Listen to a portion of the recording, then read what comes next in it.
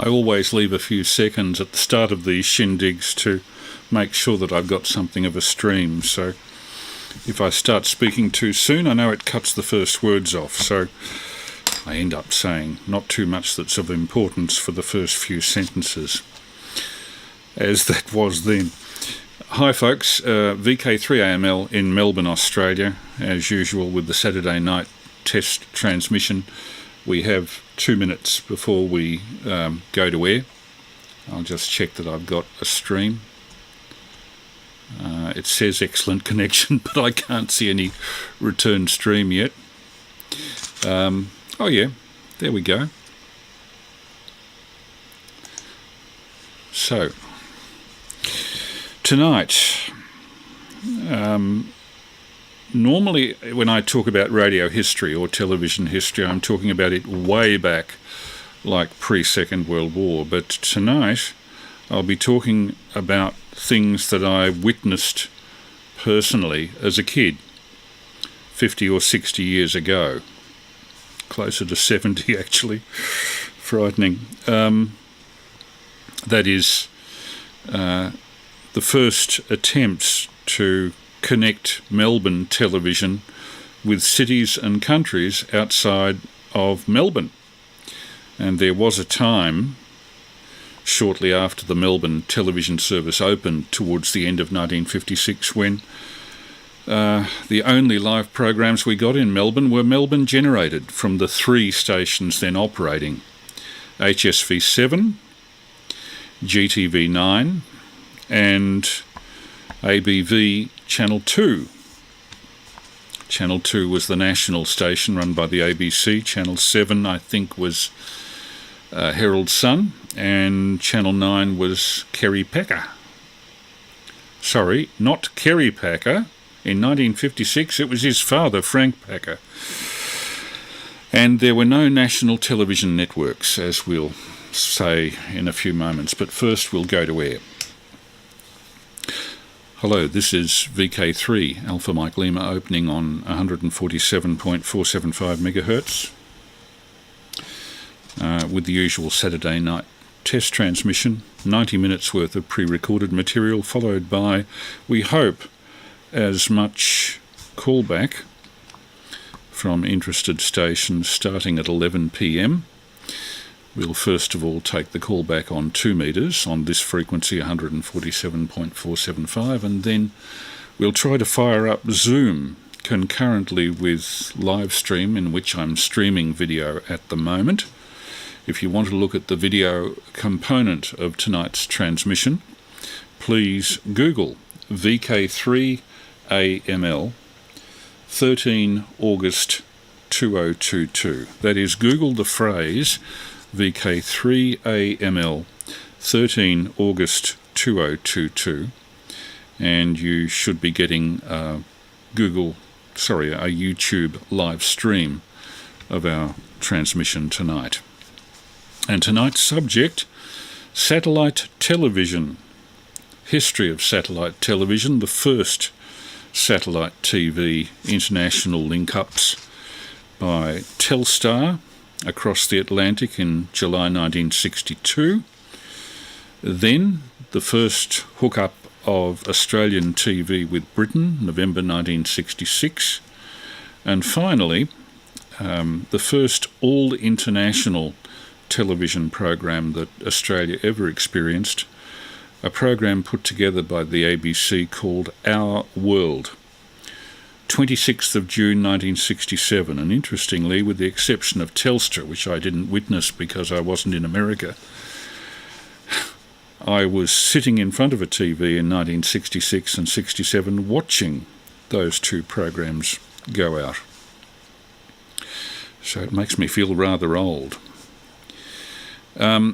I should mention that Australian television was not actually hooked up even nationally initially in 1956. In fact, I'll just open a image here. The first permanent connection of video between Melbourne and Sydney was completed on the 9th of April 1962. So for the first 6 years, almost the first 6 years of television, there was no live connection between Melbourne and Sydney, let alone the other capitals. But in that year, 1962, a coaxial cable was laid between Melbourne and Sydney. You can see a diagram of it there if you're watching the live stream. It went from Sydney through Bowral, Goulburn, Collector down to Canberra, and then from Canberra through Yass, Gundagai, Wagga, Culcairn, Albury, Wangaratta, Benalla, Seymour and Melbourne.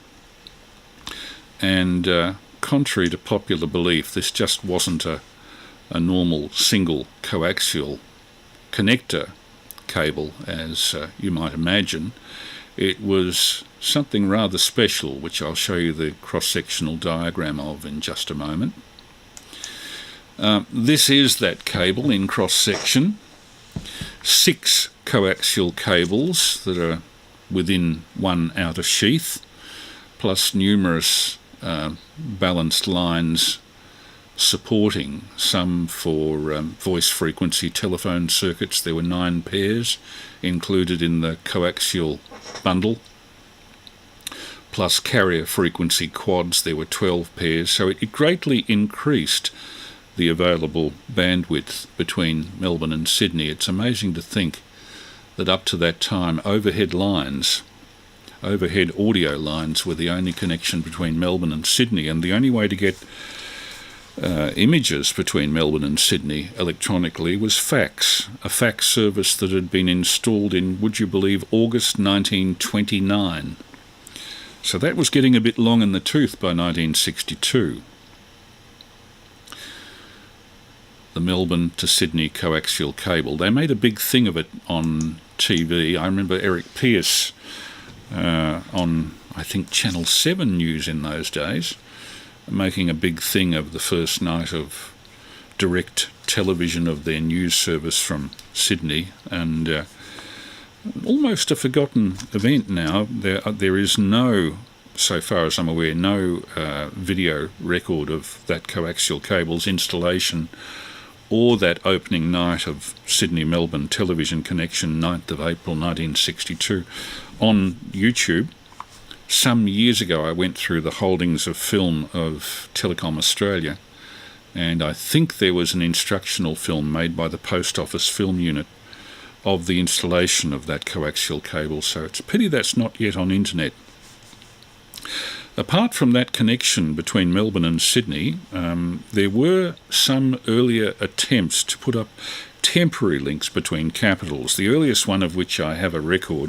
March 1958, there was a temporary television microwave link installed between Canberra and Sydney to televise the ball in Canberra for the visit of the Queen Mother. It's almost an inconceivably unimportant event by modern standards, but at the time, following the royal visit in 1954, royalty was big news, particularly if we, tug the forelock, were visited by royals from Mother England, as it was then. A little bit later, one particular television transmission I remember coming from interstate, which was very unusual at the time, was either in 1959 or 1960. There were test cricket matches, I think, in Adelaide, or it could have been demonstration cricket matches, which were co-hosted by the great Don Bradman. And the video from Adelaide Oval was linked to Melbourne via an aeroplane, a DC-3, flying circles over, I think, the town of Nil, about halfway between Adelaide and Melbourne.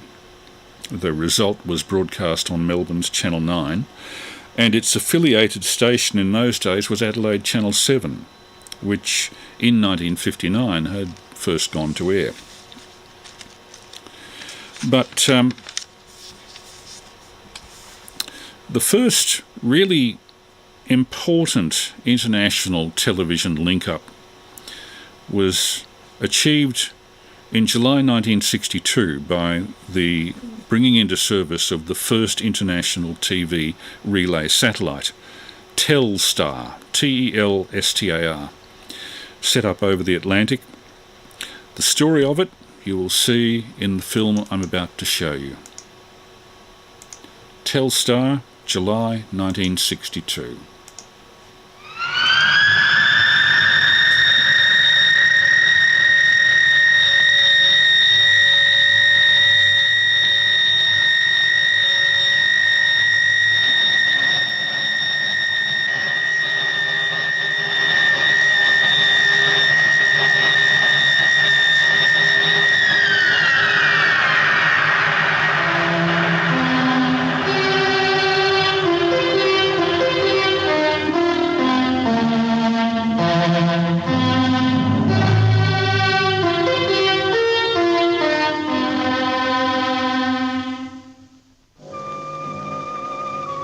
The place, Andover, Maine.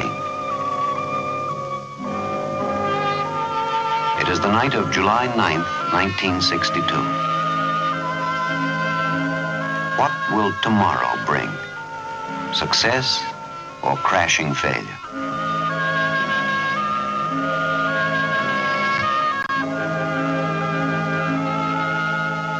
Telephone men drive through the lonely hills of Andover to make final tests on the electronic gear that may or may not find and communicate with a tiny spinning globe thousands of miles in space.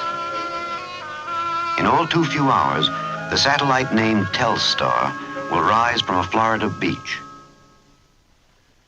All operators, man your stations and monitor conference 1. The men of Andover are betting on tomorrow. This is the director. Let's start the system status check. System check formation 1 starting at 22:45:37 UT. Command tracker report. Command ops ready. Precision track report. Precision track ready. TEG report. TEG ready. Data ops report. Data ops ready. Receiver report. Receiver ready. Transmitter. Transmitter is ready. Director, this is ground control. Come in, ground control. Ground control is ready. Roger. Director, this is communications control. Come in, communications control. Communications control is ready. Roger.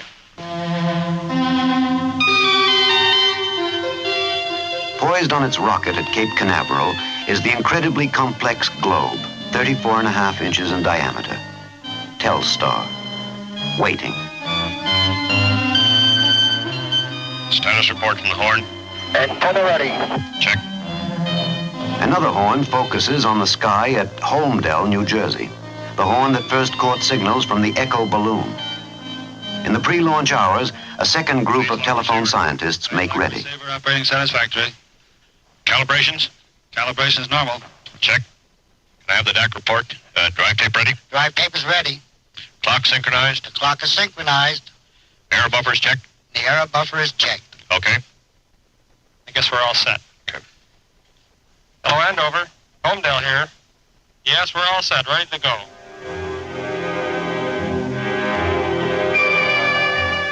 Flaumeur-Baudou, Brittany, France. Across the Atlantic, too, there is quiet expectancy. In this corner of historic countryside, months of intense activity, of consultation and construction, are focused on a few crucial hours. Here, beneath its ray dome, waits another great horn antenna, sister of the one at Andover. Across the channel at Goonhilly Down in Cornwall, the British antenna is also poised on the predicted path of Telstar.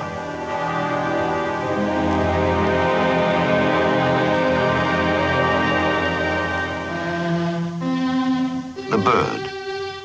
This focal point of concentrated attention on both sides of the Atlantic will be the first active communication satellite in space, if all goes well. All stations report for communications check. Antenna? Antenna here. At Cape Canaveral, private industry and government work shoulder to shoulder under a unique arrangement. In this project, the satellite was built, the launch bought and paid for by Bell Telephone. Camera run number 4758. Bell Labs men are old hands at Canaveral. Their job? Guidance control.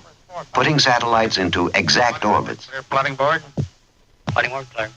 Guidance control, this is radar control. The radar is ready to acquire the missile. Roger. Radar control, stand by. We should be picking up terminal count in a few minutes. Roger. This is spacecraft test control. All spacecraft test positions, please report ready.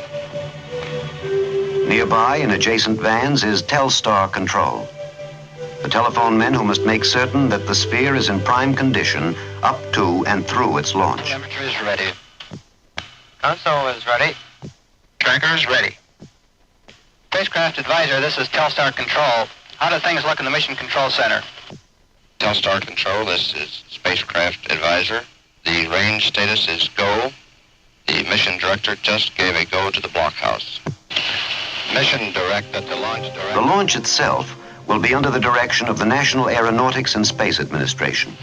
On all stations, spacecraft mission is go. On the blockhouse firing line, a fourth team. Again, NASA and Douglas Aircraft and Aerojet backing up the Bell system. For all, a common target, a mutual objective. Telstar receives the sheathing that will protect it in the abrasive journey through Earth's atmosphere. Launch is set for 3:35 a.m. Eastern Standard Time. The launch vehicle is the 90-foot three-stage Delta, successful in 9 space ventures. The final count is coming up. All systems are green.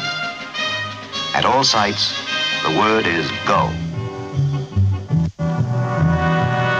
This precise moment has been a long time in the making. As early as 1954, at the Bell Telephone Laboratories in Murray Hill, New Jersey, the possibilities of satellite communications had been foreseen by Dr. John R. Pierce. Although 3 years were to pass before Sputnik 1 rocked the world, Dr. Pierce's ideas helped spark the search for Telstar. Even then, there was little doubt of the eventual need for improved means of communicating overseas. Across the United States, microwave towers dot the horizon. Great volumes of messages and TV shows can be flashed from point to point, supplementing other landlines to help provide the communication channels the nation requires. But when the ocean is reached, there are no towers. A tower in this ocean tall enough to do the job, or a string of towers, is obviously impractical. But if such a tower could fly, then Americans and all the people of the world would have an exciting addition to their communication toolkits. A ring of flying microwave towers could assure continuous overseas transmission, help meet the communication demands that are growing with each passing day. The credit for Telstar properly belongs to scientific development based on research that reaches out ahead of man's immediate needs. Telstar is the sum of many men's efforts over the years. When the need for communicating by satellite became apparent, the products of Bell Labs research were on hand to be a part of Project Telstar and to make it work. Gigantic things, like the Andover antenna, weight 380 tons, yet built with the relative accuracy of a fine watch, so precise that it can track its target within 1/50th of 1 degree. Or its forerunner at Holmdel, New Jersey. At the heart of each of these huge antennas is a special FM feedback receiver and a ruby maser, which operates at 456 degrees below zero. Together, they pick up a faint signal, only 1/1000th of a watt strong, and boost it back to a usable level. Tiny things are equally important. Transistors. Without them, Telstar could not relay messages in space, and rockets could not be so precisely directed or controlled. Solar batteries to borrow power from the sun and keep Telstar's electronic gear alive. These inventions and more, products of telephone research, were on hand when the time came for Bell Labs to put the first Telstar together at its Hillside, New Jersey location. 10,000 electronic components to go in a 34.5-inch ball. Each subassembly packed in plastic foam. the bird, framed in magnesium with a shell of aluminum. 3,600 sapphire-covered solar cells mounted in platinum.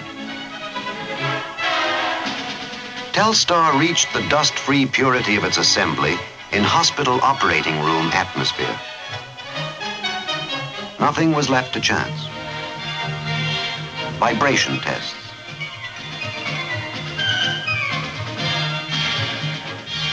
Transmission tests in a simulated space chamber.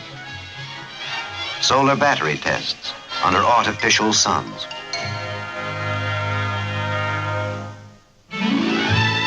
On a brilliant June day, Telstar arrives at Carnarvon after its 1,000-mile journey from New Jersey.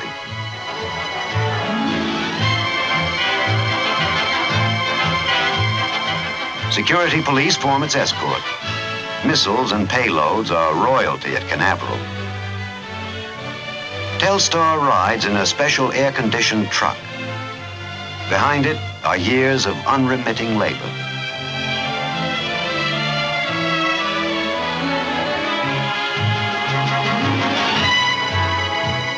It's not the things that are known that bother the scientists now, but the things still unknown. So, of more immediate concern is the question, how has the bird fared on the trip south? After transfer from truck to Telstar's satellite van, a band goes around the new star's equator. Cables are attached for another tough physical. And solar cells, antenna, satellite transmission, and telemetry are checked. Okay, so far.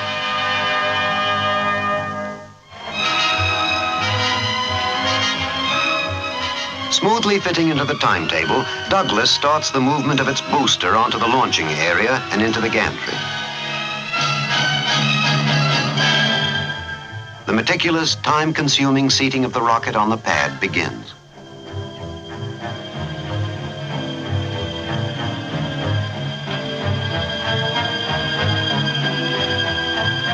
The bird moves to NASA's spin test building. There, it is mated to the third stage booster, that package of highly dangerous explosive that will give Telstar its final orbital speed and start its spin through space. Spring steel coils tightly, ready to thrust the bird from its nest.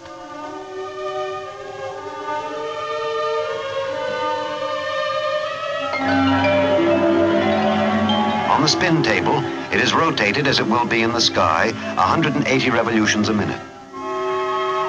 Safe beyond dugout walls, the Douglas engineers perform the dangerous task of balancing the spinning orb and its mate to guarantee stability in space.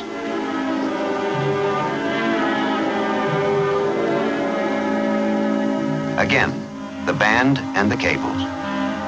Again, check and recheck. Spin test antenna, to Telstar antenna, to Telstar control. Check and recheck.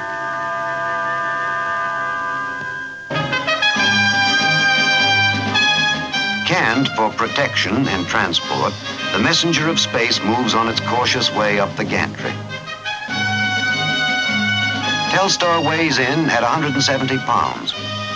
Its family tree is an impressive history, for every one of its components was subjected to months of life tests, and pedigree papers were accumulated on each part. With this sort of survival of the fittest approach, Telstar should have the makings of a champion. It's $1 million baby, and every move it makes is watched by anxious guardians. Third stage and satellite lower gently to a mating with the second stage, mark to mark.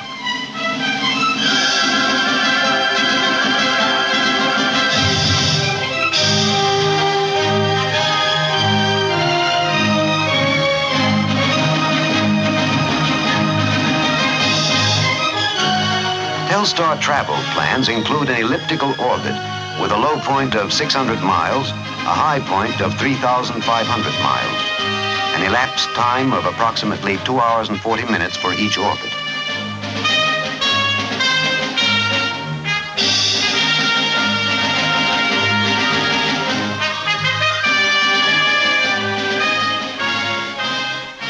Again, the cables are attached for one last examination. Check and recheck.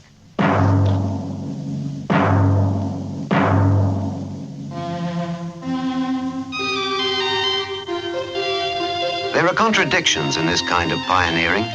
Nylon gloves in a bare-fisted fight. Contamination is an enemy. And thundering explosive forces are subjected to minute checks. The cable is removed, a last connection made, the face of a cell fastened. The baby is buttoned up.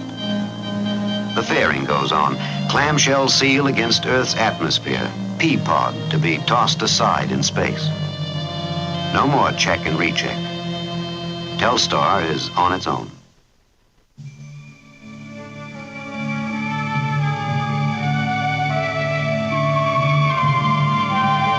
Day merges into night. The gantry pulls back.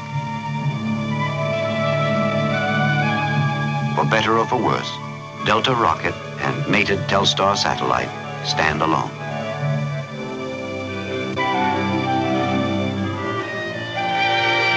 Now the order comes, clear the area.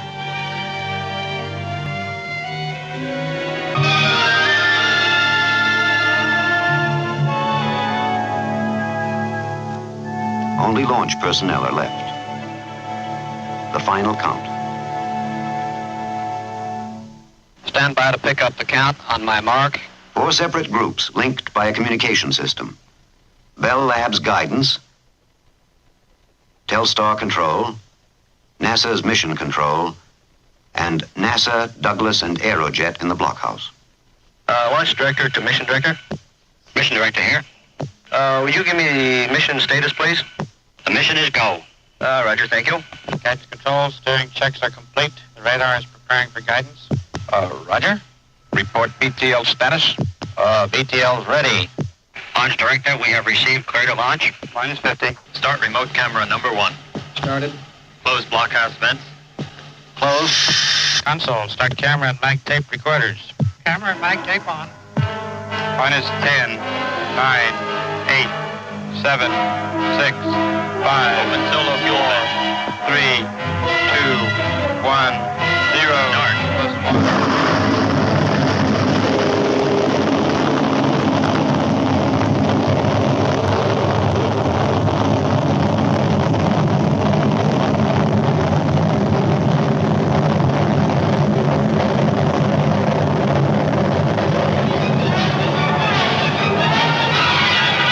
BTL's tracking. Tracking okay at BTL. Plus 70 seconds. Mark. BTL tracking first stage. Guidance. Okay. On course. Pitch up signal at this time.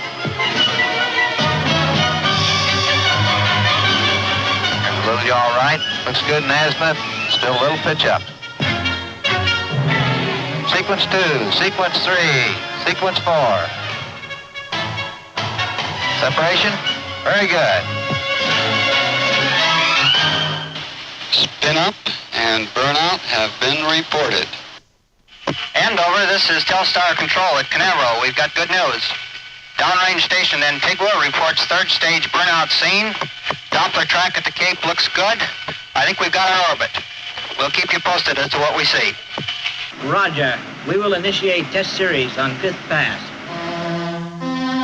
When pinpoint orbit was assured, Cape Canaveral said to Andover, "We put it up there. Now you find it and talk to it." The big task begins. Command tracker, precision tracker, bighorn, fasten on Telstar's predicted path. Seeking, searching for an infinitesimal speck in space, racing along at 16,000 miles an hour, like finding a golf ball over 200 miles away. Director, this is ground control. Mission state established. Roger. Station is in mission state and search condition. Operators hold on this line pending satellite expected rise time. Sending station identification.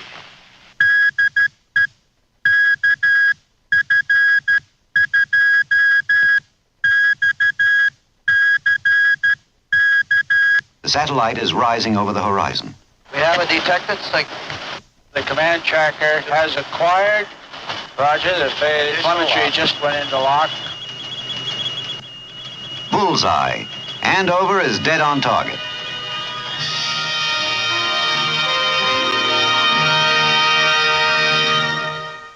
With the newsmen of press and television looking on, the experiment is out in the open, in the American way. Fail or succeed, the chips are down. Fail or succeed, the presses will roll, the television cameras scan the event. Will Telstar work? In Washington, D.C., distinguished guests wait and watch expectantly before a large closed-circuit TV screen. Vice President Johnson is there, with Mr. McNeely, president of AT&T, and Senators Kerr and Smith, Congressman Miller, Harris, and Albert, Senators Dirksen, Symington, Magnuson, and Pastore, and Administrator Webb of NASA. And the Federal Communications Commission watches the show at Andover. The first test is coming up. Will Telstar receive a telephone message from Earth, amplify it, and return it to Earth? F.R. Capel, AT&T board chairman, will speak with the Vice President of the United States. The connections go in. Good evening, Mr. Vice President. This is Fred Capel calling from the Earth Station at Andover, Maine. The call is being relayed through our Telstar satellite, as I am sure you know. How do you hear me? You're coming through nicely, Mr. Capel. Well, that's wonderful. Since you're also head of the Space Council, Mr. Vice President, I suppose you followed with considerable interest the activities today which have resulted in this call. The first telephone message in the world, as a matter of fact, over an active satellite. Indeed, I have, Mr. Capel. The progress of the satellite, the time it was launched early this morning from Cape Canaveral by the National Aeronautics and Space Administration, has been most gratifying to all Americans. I'm sure millions of them have been proud of this achievement, which is another first in our conquest of space. Well, I think the people of this country are pleased with this demonstration of cooperation between government and private industry. The teamwork this morning at Cape Canaveral, which I witnessed, was outstanding. I quite agree, and I think this is a matter of satisfaction for every citizen of the nation. I'm certain that the results of the Telstar tests will be most valuable in providing some of the knowledge needed to bring into operations a very fine commercial communication satellite system. Well, we're most hopeful of this, and certainly pleased at this performance so far. Good night, sir, and thank you a great deal. Full steam, Andover plunges into a second big question. Can Telstar handle the special requirements of television? The picture goes out into space. The answer lifts American hearts.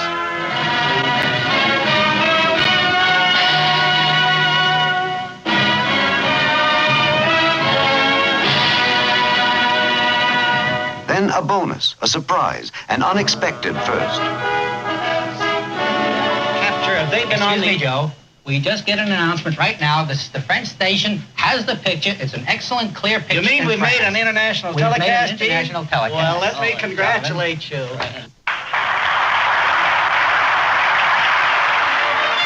Then a photograph of Telstar is transmitted to the satellite and sent back to Earth. The first facsimile transmission. Next, two 500-word stories flash from Earth to satellite to Earth. Tape punching out news. Data transmission at over 1,000 words a minute. The following day, Telstar brings a voice and a face from France to the television sets of the United States.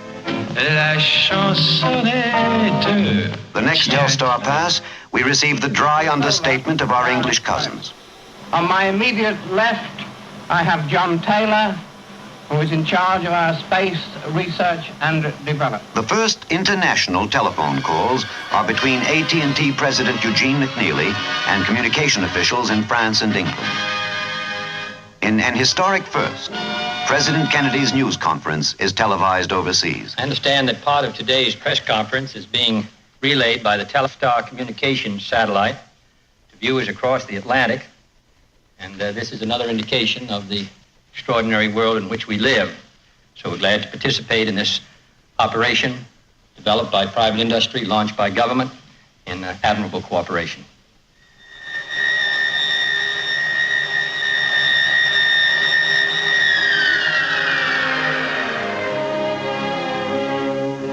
Telstar is a scientific success.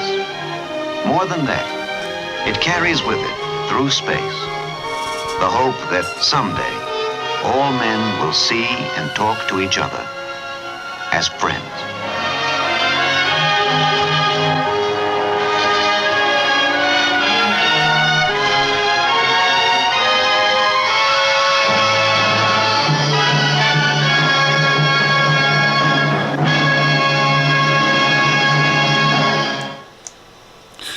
And now, VK3 Alpha Mike Lima testing. Here are selected parts of the first international television transmission across the Atlantic by the Telstar satellite, 23rd of July, 1962.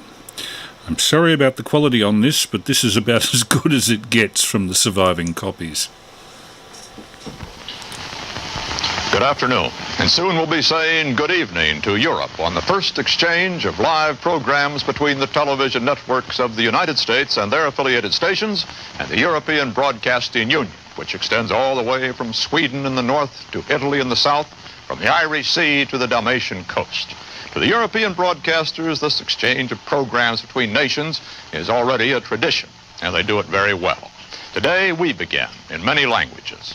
In a moment, you'll meet some of your old friends in broadcasting who have changed roles to do the foreign language narration.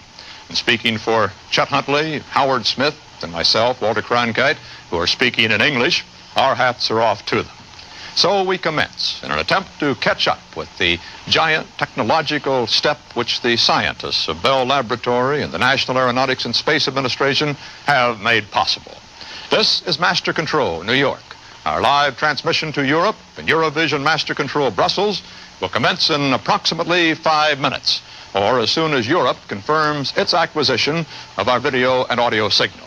We shall be transmitting in 7 languages on 7 audio circuits to 16 European countries. And right now, we'd like an exchange of audio for test purposes. This is the English language circuit. Ici Georges Vicaz de la NBC avec la transmission en français de New York pour la France, la Belgique et le Canada. M'entendez-vous? Qui è John Secondari della ABC e questo è il programma in italiano. Hier spricht Michael Ingram. Ich werde diese Sendung für Deutschland berichten. Und wie empfangen Sie mich? Con ustedes, Ben Grauer de la NBC. Esta es la transmisión español para Madrid y un poco retardada para México. Dette är Robert Pierpoint of CBS, som talar till Sverige, Norge, Danmark och Finland. Ik ben Maya van Steensel van de Canadese radioomroep en ik zal de vertaling verzorgen voor Nederland en België. And Brussels, are we checked through to you by audio lines? Hello, America. Hello, New York. Hello, Walter Cronkite. This is Richard Dimbleby in Brussels, Belgium. We're getting you loud and clear. 1 second, please. All your sound lines are through, clear to Europe. Thank you, Richard Dimbleby. We'll be coming back to you. These audio circuits are also going to Yugoslavia, Switzerland, Luxembourg, Monaco, and Austria. And all audio circuits are now open. We should be telling you that these translations are going to Europe by the normal cable facilities. The picture you'll be seeing in the United States actually has been relayed to the Telstar and relayed back for transmission across the United States on the normal network lines. Now we must confirm that the Bell Laboratory at Andover, Maine has acquisition of the Telstar and that the receiving station at Plumeur-Boudot in France is getting it. That's the test director, Erwin Welber, at Andover, Maine, who is doing what is the equivalent of a countdown. And how are we doing, Mr. Welber? Well, Mr. Cronkite, the satellite arrived at our horizon at about 46 minutes before the hour. Since that time, for the past 8 minutes or so, We have turned the satellite on. It is functioning properly. We are getting the proper return signal from it. We expect the French to see it shortly. And you will be ready to give us a go-ahead signal as soon as the French do confirm that they're getting the picture. I certainly will, Mr. Cronkite. Do you have any estimate how many seconds that may be, or minutes? That should be very shortly now. I understand that the French tracking system has started to track the satellite, and it should be very shortly now that they should acquire it and be capable of receiving the signals we're transmitting. How high is the satellite as it relays these pictures shortly? It's approximately 3,000 miles above the Earth's surface, Mr. Cronkite. Here at Andover, our large horn antenna, which is under the radome, is now tracking it very well. We acquired the satellite with our quad helix antenna, and it is also gathering telemetry for us. We should be receiving word from the French very shortly that they have acquired our signal and are capable of receiving your transmission. Mr. Wilbur, who are the two gentlemen on either side of you there? Well, on my left here is Dick Hatch, who is now in direct contact with the French. And on my right is Lyle Hegstead, who is assisting us in keeping the tests under control. What are you seeing there, Mr. Wilbur? Pardon me, Mr. Cronkite? I didn't want to interfere with the communication you were getting there. What are you seeing there that we aren't yet seeing? Well, on my left, I have the status of the ground station and the satellite. In front of me, I have key sets which allow me to communicate with the French or the British or Homedale or Cape Canaveral, as the case may require. I understand now that the French horn, the French antenna, is starting to track the satellite, and it should not be very long before they are in complete auto track and capable of receiving our signals. Are you seeing anything right now on those monitors we noticed a moment ago up above your head? Yes, we have two monitors, three monitors actually. The one on the left shows the signal we are transmitting to the satellite. The one in the middle is showing the signal we are receiving from the satellite. And the one on the right is showing the signal that could be received from Homedale if we are in contact with Homedale, our Homedale laboratories in New Jersey. Well, now, all we can see as this is relayed back to us on those monitors, the two on the left, are square windows of light. Is there something in there we can't see? I have just received word, Mr. Cronkite, that the French are ready and the program can now start. Eurovision, we're now putting up our Statue of Liberty in New York Harbor on the left side of our monitor. If you'll please put up your Eiffel Tower in Paris next to it. Now, when you have both the Statue of Liberty and the Eiffel Tower on your line monitor, that, of course, will mean that the circuit is closed, that this electronic bridge across the Atlantic is open. And this was their first blunder. For your signal, if that's been completed, we'll go on that signal. Hello, Walter Cronkite. Hello, United States. On my television screen here in Brussels, I have on the left-hand side the Statue of Liberty, on the right-hand side the Eiffel Tower. They are both together, it's clear. So go, America, go. Go, America, go. Good evening, Europe. This is the North American continent live via AT&T Telstar, July 23rd, 1962, 3 p.m. Eastern Daylight Time in the east. The New York skyline on the Atlantic Ocean. And that's the Brooklyn Bridge. On the west, 3,000 miles away, San Francisco. 12 noon at the Golden Gate Bridge, high above the entrance of San Francisco Harbor. The same sun, which has just set over the Mediterranean and the English Channel, has reached its zenith here, but is above the clouds hanging over San Francisco. On the north, one of the longest unguarded borders on this planet.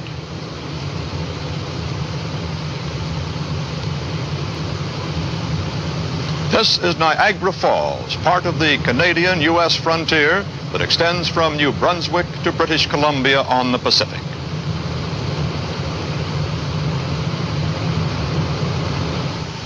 On the south, the Rio Grande River. For 1,000 miles, the only border between Mexico and the United States.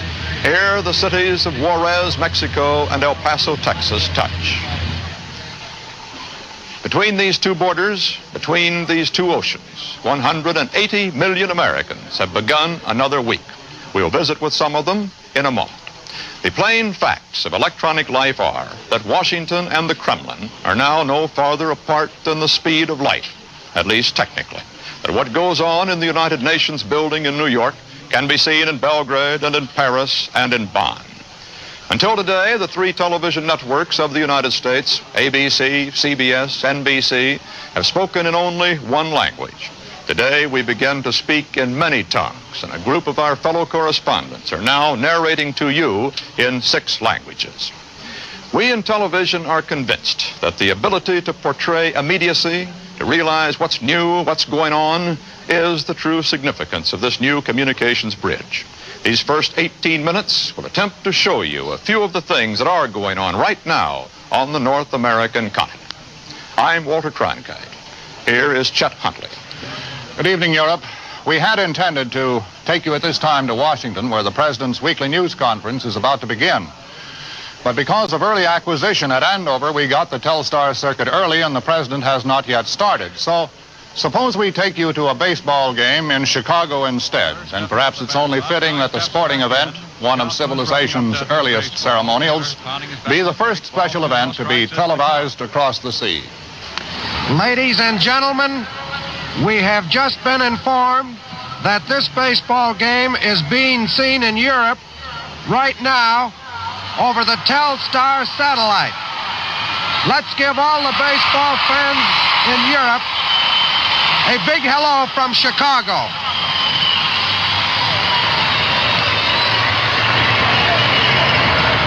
No score in the ball game. This point, the Phillies, no runs, 1 hit, no errors. The Cubs, no runs, 2 hits, no errors. Well, we realize that all of this doesn't make much sense to you folks in Europe, but if we hadn't shown you a bit of our national game on this first transatlantic show, we'd never have heard the end of it. As a matter of fact, right now, our colleagues who are doing the translating are going crazy trying to say runs, hits, and errors in Swedish and Italian. In any case, here it is, a brief glimpse of American baseball played in the biggest arena in the world, all the way from Wrigley Field in Chicago to the Coliseum in Rome. And there's Johnny Callison with a good... to our own people and those who are allied with us.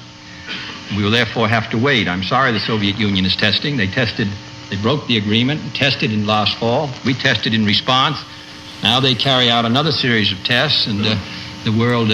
You can tell from the continuity in this that this is extracts of the Telstar transmission across the Atlantic on that first occasion that international television communication was possible with the Telstar satellite, 23rd of July 1962.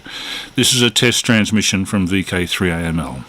Back to President Kennedy with the international television coverage. Plunges deeper into uncertainty. President, as a result of some of the congressional action on measures you've submitted to them, including the vote on the Medicare plan in the Senate, some Republicans on the Hill have suggested that perhaps this Congress could not accomplish anything further, and it might be best to adjourn and go home. Would you go along with that view, sir? Well, that would be a disastrous course of action. There are still most important measures, which I recognize that a good many Republicans oppose. The trade bill, the Youth Employment and Opportunities Bill, aid for higher education, the UN bond issue. These are merely some of the bills which are still before the Congress and on which the Congress should act before it goes home. Tax reform, and now farm bill. Congress has no farm bill, and we would be reduced to relying on the 1958 Act if the Congress doesn't act this year. Now, I recognize that the congressmen who said that the Congress should go home oppose our action in all these areas. But I believe this Congress should stay here and take action on them, and I think it will. But I think we have in that one statement a very clear indication of what the issue is going to be this fall. Those who are opposed to action on all these fronts and those who feel that there should be action. And the choice, of course, would belong to the American people. Mr. President, was the decision of the Ways and Means Committee to open hearings on proposed tax cut taken at your recommendation? No, I had a consultation with Chairman Mills. I'm not sure that the description of the purposes of the hearing are exactly the ones that, as I understand it, they're looking at the economy and getting the recommendation from various groups. I discussed it with Congressman Mills. It was his decision and that of the committees, but I thought it was useful. President. And this is VK3, Alpha Mike Lima with the regular Saturday night test transmission.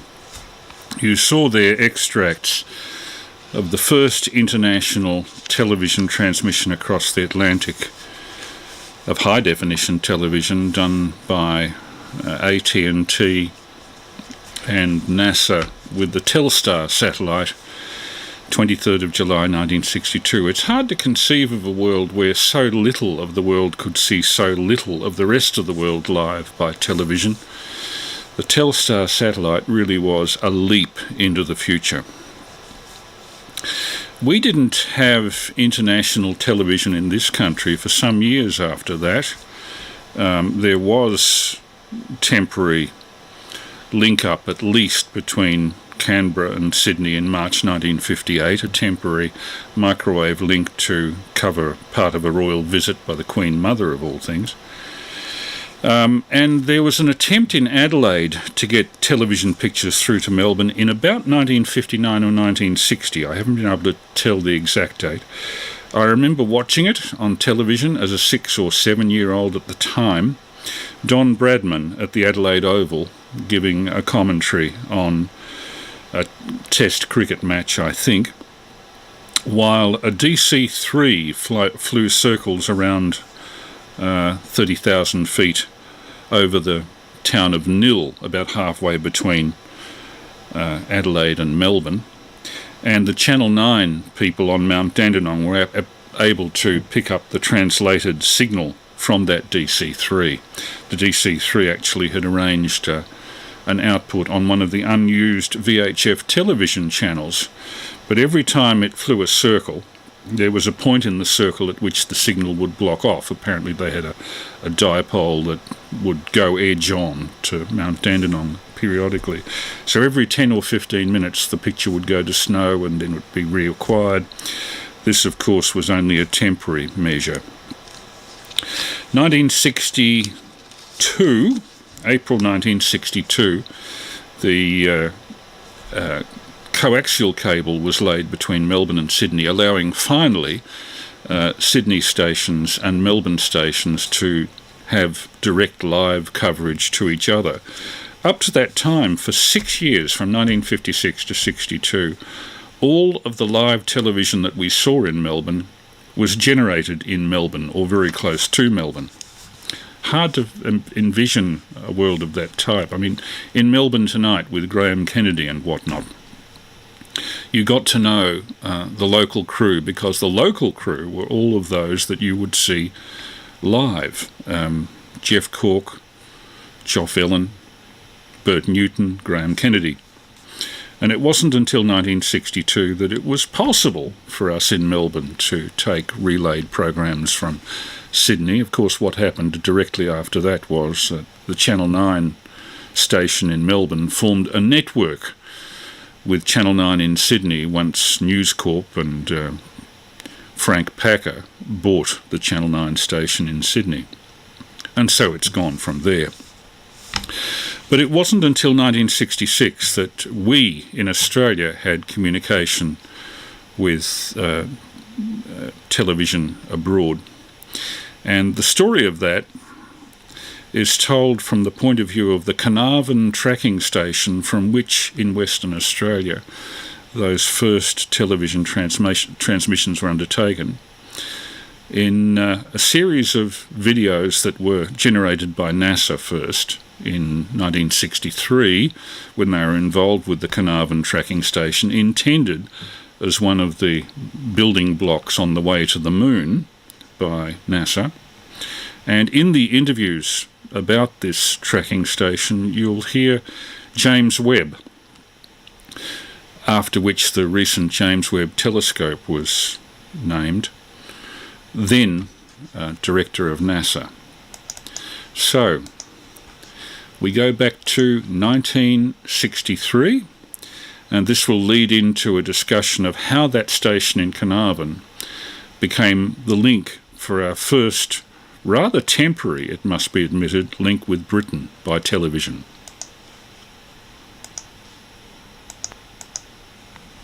Opening the Carnarvon tracking station, Western Australia, greeted by the management of NASA USA, December 1963. I'm Edmund C. Buckley, Director of Tracking and Data Acquisition for the National Aeronautics and Space Administration. I bring you greetings from your friends and colleagues in the United States and those from the tracking stations throughout the world. From all of us to our good friends in Australia, congratulations on the newest station on the networks, Carnarvon. Now I would like to present the administrator of the National Aeronautics and Space Administration from his office in Washington, Mr. James E. Webb.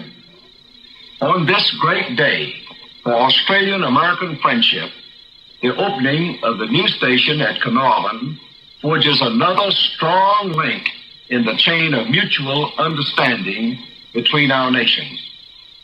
Australia plays a vital role in tracking and communicating with the spacecraft the United States and other free world nations are sending out to explore the mysteries of the universe. Every spacecraft launched from Cape Kennedy passes near Carnarvon on its first orbit. For this farthest west point of Australia is the antipodal point of Cape Kennedy. Carnarvon will be responsible for support to an important phase in the program to follow Mercury, the Gemini, which will build in space and on the ground a capability for men to explore and to do useful work in an area out to 400 or 500 miles from the Earth, and will provide an intermediate step in building this same kind of capability out to the moon. Australia and the United States of America have many common bonds. We speak the same language. We have served side by side in war and in peace. We share common hopes and aspirations. Carnarvon is one more step in our continued work together toward exploring mankind's newest frontier, outer space. Thank you, Mr. Webb. And now a message from the network stations by way of Goddard, the laboratory of the nerve center that heads up the networks around the world. Speaking from Goddard, Dr. Harry J. Guest. Ladies and gentlemen, it is indeed a pleasure for me to participate in this manner in the ceremonies dedicating the new space tracking facilities at Carnarvon, Australia. I can only say that I would prefer to be with you in person today. We at the Goddard Space Flight Center extend our best wishes and welcome to the Carnarvon station as it joins our worldwide team of tracking stations. Australian stations have already played a key role in support of our tracking operations. Without such stations and the men who are manning them, the exploration of space would not be possible. The Carnarvon station will now join this team. You will be called upon to support future manned missions such as Gemini and Apollo, and our future scientific satellite missions, such as will be flown by this orbiting astronomical observatory and this orbiting solar observatory in future years. I'm sure that Carnarvon will live up to the high standards that have already been set by your sister stations, Woomera and Luche, in their support of our past Mercury flights. Now, this is what you're about to see is a description of the first attempt at launching an international TV relay satellite to cover Australia, and it went rather wrong. Intelsat 2. Bird-2 was launched successfully from Cape Kennedy and reached its apogee some 23,000 miles in space. The rockets which should have guided it into a concentric orbit with the Earth didn't function. The satellite went into an elliptical orbit varying between 2,000 miles and 20,000 miles at the other end. The satellite spins around the Earth. Its orbit shifts every few hours. This chart shows the extent of the area serviced by the satellite had it gone into its correct orbit. But because the satellite is not stationary, the communication area changes every few hours and at certain times could provide a direct link with Britain. I discussed this possibility with the OTC supervising engineer and asked him what sort of quality we might expect from the pictures. The satellite is primarily of use for telephonic and data communication with the United States to back up their Apollo Man in the Moon program. Now, but can I interrupt you there? If in fact the satellite is out of position, will it be able to be used for anything apart from this television? Well, this is a question that still has to be answered. Now, the program that followed using 20 available minutes of the unstable orbiting satellite, Down Under Comes Up Live via Intelsat 2 was broadcast in both Australia and Britain. I remember watching it, and the satellite was only above the horizon for about 20 minutes. This program followed the lead of an international shortwave BBC program called Family Favourites, where people in Britain would be encouraged to play or elect a record to be played for relatives, friends who had emigrated to Australia. They managed to find several emigrants in Carnarvon, which then didn't have broadcast television. They had a temporary TV vans that had been sent up 800 kilometres from Perth to cover this, and they hooked up the OB vans to the Carnarvon tracking station and managed to get the program through to England. This was the first time in Australia that we'd seen live television from Europe.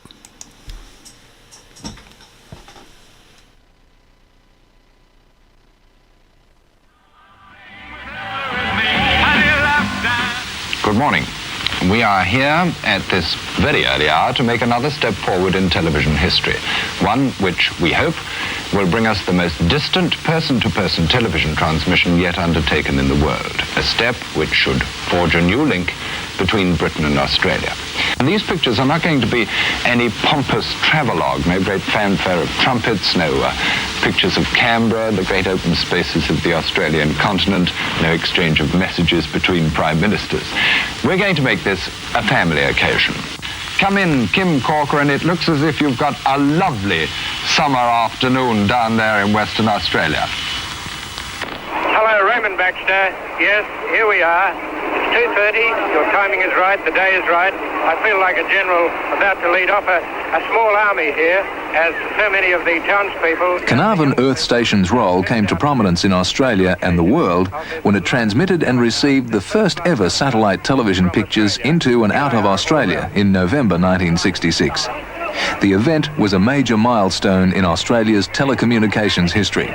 People make Carnarvon, and we're a pretty varied lot. Down Under Comes Up Live was an exchange between Carnarvon and London via the Goonhilly Downs Earth Station in the United Kingdom.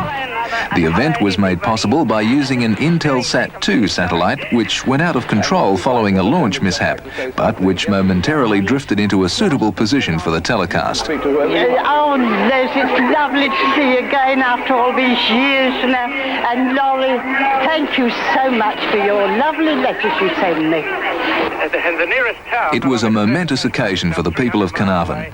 OTC, together with Telecom, the ABC and Australia's commercial television stations, put video cameras around the district and assembled a program in which the whole township was involved. Well, out at the tracking station, we're getting all ready for the man in the moon shot. We've been doing a number of tests, and things seem to be going fairly well. We hope that when the three-man capsule does get off, it'll go as well as the last Gemini series. Of hazy glimpses, interrupted conversations like those we've had this morning is the history of television made. To you in Australia, good afternoon, have a good weekend, make the most of that lovely weather, as we here in London say to each other good morning with the prospect of a further day's work ahead of us. Goodbye to you all. Daddy sang as you sat by the billabong. You come a waltzing Matilda with me. You'll come a waltzing Matilda with me. And that was our first glimpse of international television in Australia. I vividly remember it. I was, I think, 12 years old at the time, and a big thing was made of it. That's the receiving antenna at Carnarvon. But the next step was a major international television hookup only 7 months later. On the 26th of June 1967, the ABC, in connection with the BBC and several other organisations, put together a program that was literally our world. Every country outside the Soviet bloc was linked up live by satellite. And we had to get up at 4 8:40 a.m. to see the start of this.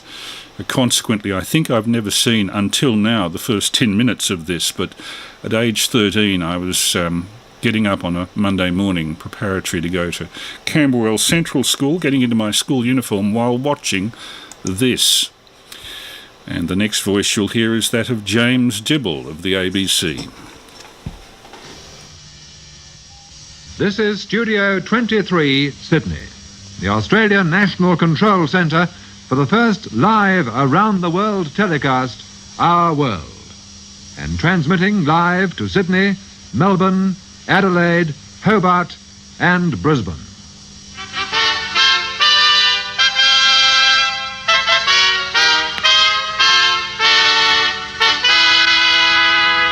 All round the world, you're about to participate with millions of viewers in a moment of history. In a few minutes, by means of 4 satellites, 23,000 miles above the Earth, we'll be joining in the first live round-the-world telecast. In 14 countries, television crews are ready to send live pictures to the 24 countries that will receive this program. And like you, people in town and country are sitting down in front of their television sets. In 7 o'clock in the evening in Tunis, Stockholm and London, 1 in the afternoon in Mexico City, and at 4 o'clock in the morning in Tokyo. They're up early too. All of us are linked right round the world in sound and sight of each other in the instant. It's a climax to all man's history of communication, since long before Puck said for the first time in 1600 in A Midsummer Night's Dream, "I'll put a girdle round about the earth in 40 minutes.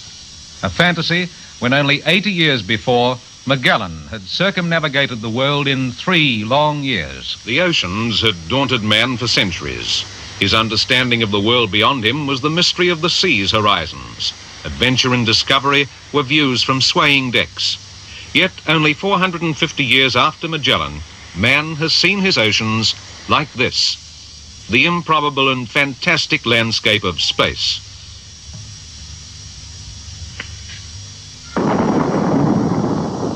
But it was the rocket launching pads that made the last spectacular advances in communication possible. The early communication satellites were comparatively simple, like Echo 1, launched in August 1960. It was a huge, passive communications balloon, designed to allow signals to be bounced off it. A far cry from the sophisticated electronic vehicles of recent years, which will be used in this program. SYNCOM-2 was launched in July 1963. It was the first satellite to establish line-of-sight communications between Africa and North America, and like all the satellites to be employed in this program, was placed into a synchronous orbit. This is a precisely planned orbit at 23,000 miles, where the satellite speed is synchronized with the Earth's rate of rotation. It retains the same relative position to a fixed point above the equator. In this way, it appears to be stationary and can provide continuous 24-hour communications. 3 such satellites can cover the globe. In August 1964, SYNCOM-3 was launched and placed in orbit above the Pacific. It was used to relay part of the Tokyo Olympics to North America. Early Bird was the first commercial satellite, launched early in 1965. The Early Bird satellite was used in 1965 and subsequently for much more complex television programs, linking all of North America with Europe and allowing for the exchange of exciting programs across the Atlantic, bridging time, distance, and the barriers of language. And here in Australia, the first satellite program sent pictures from Carnarvon to London, linking families in an ABC-BBC program. And Mrs. Wright, will this end would just like to say something. Yes, Mrs. Wright. Oh, yes. Do I speak to Laurie? You can speak to whoever you want. Oh, Les, it's lovely to see you again after all these years now. And Laurie, thank you so much for your lovely letters you send me. So descriptive. I'm sorry we don't write more. Still talking. Just sorry. I'm sorry we don't write more often, but my husband makes me work too hard. The first program received in this country by satellite was the recent Expo 67 telecast direct from Montreal, And these were the pictures beamed by NASA's ATS-1 satellite high above the Pacific, a satellite that will be used again in today's program. Good morning, Australia. I'm Eric Hunter of the ABC reporting direct from Montreal and Expo 67. Although it's still the early hours of a Wednesday morning in the middle of an Australian winter, here it's Tuesday mid-morning in the Canadian summer.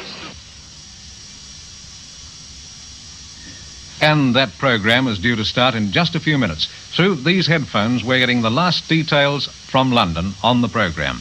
Now, just briefly and simply, this is how the signal will be sent. There are the satellites. Early Bird and Canary Bird over the Atlantic Ocean, and NASA's ATS-1 and Lani Bird over the Pacific. It's ATS-1 that will bring the program here to us in Australia. The Russian satellite Molniya was to have been used until the Eastern European countries decided not to take part.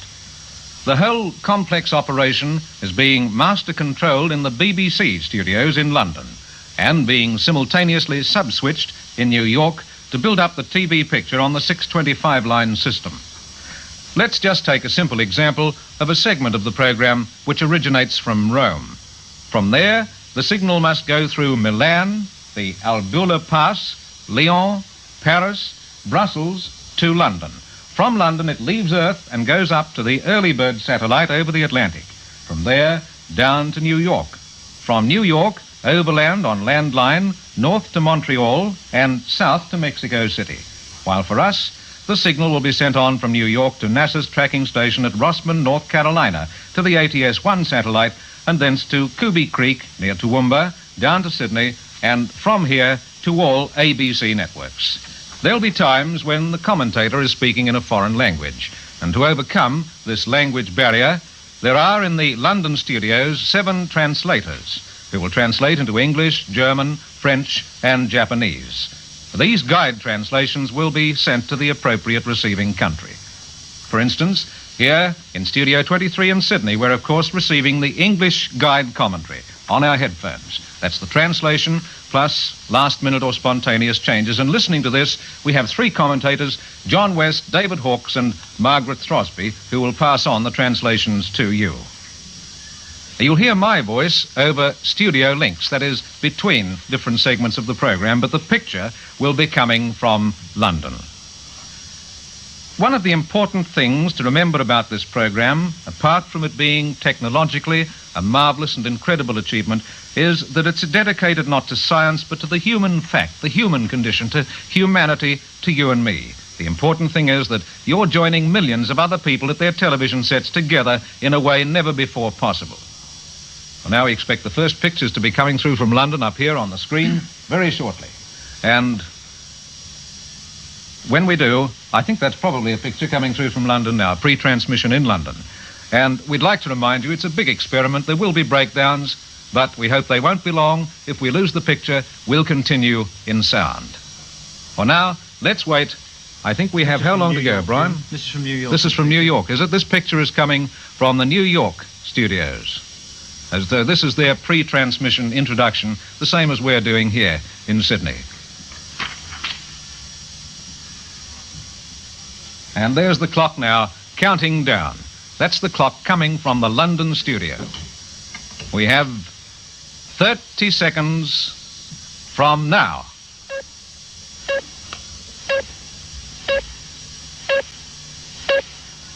20. 10,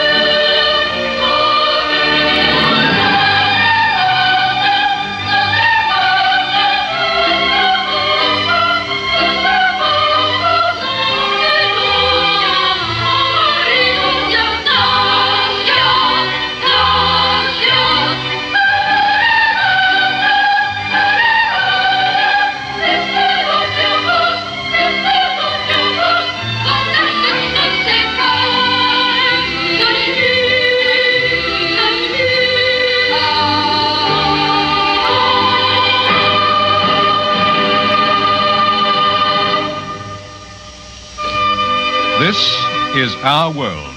5/7 ocean and 2/7 land. 135 sovereign countries, the home of 3,400 million people. And tonight, for the first time, we can see right round our world, from sunset to dawn, by television. Our world is circled by television. Television stations in 14 countries all round the world have joined up to make one program. This program. In 45 control rooms all round the world, production teams are monitoring and selecting the hundreds of pictures and sounds from 5 continents, which will combine to make this historic program. At St. Paul de Vence in France, they are preparing for a visit from Calder, Chagall and Miro in one of the world's most novel artistic centers, the Fondation Mecht. And at Cape Kennedy in the USA, the cameras are already looking at the Saturn V rocket, which has started its checkout. In London, they're in a recording studio where the Beatles are in the middle of a recording session. These people and places are just a few of the ingredients in our program. And here in London, England, is the center of the web, the control room of the whole program. From here, it goes out to something like 170 million television sets in 24 countries. This is our world. There are a million things to say about it, but there is one which more than all the others will determine the future of our children and our grandchildren. It is this. Sapporo, Japan. Baby's sequence. 100 years ago, there were 1,000 million people on our world. 40 years ago, there were 2,000 million. At this moment, there are over 3,000 million. By the year 2000, there will be 7,000 million.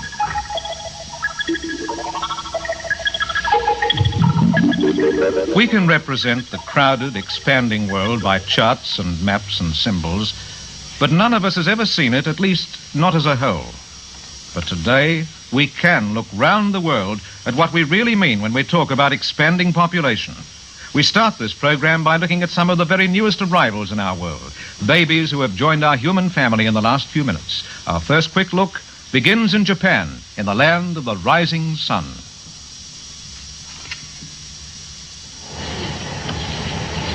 Here, the sun is rising over Hokkaido at 4 minutes past 4 on Monday morning.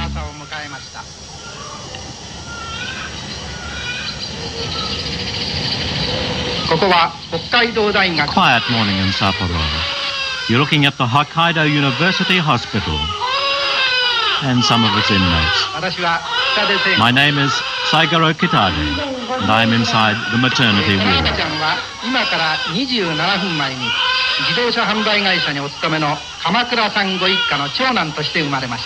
This baby was born 27 minutes ago exactly. He's the first son of Mitsuno and Norio Kamakura, and he weighs 6 pounds in weight. This is a Japanese custom to make footprints as a souvenir for the new baby.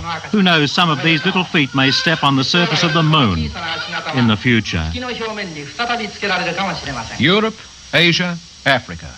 Now we move 3,000 miles across the Atlantic to visit our fourth continent, America. This town, until 3 days ago, was distinguished only by its anonymity. A flat, slumbering farm town suddenly jolted awake. I'm Dick McCutcheon of NET. It is now 3:17 p.m. And almost exactly 90 minutes ago, American President Johnson and Soviet Premier Kosygin entered this house to resume their meeting on the summit in this, the unrarefied atmosphere of Glassboro. Just as the resources of international television have been mustered for this program, Our World, so the bewildering hardware of American communications has descended on this small rural community. And it's difficult to determine which Glassboro finds more complex, the enormous issues of the summit meeting itself, or the technology that accompanies it.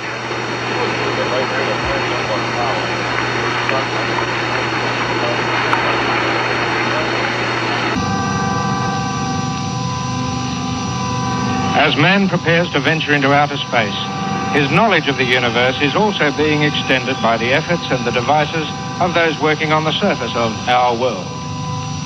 This is the radio telescope at Parkes, Australia, in the heart of great farmlands 200 miles from the Pacific Ocean.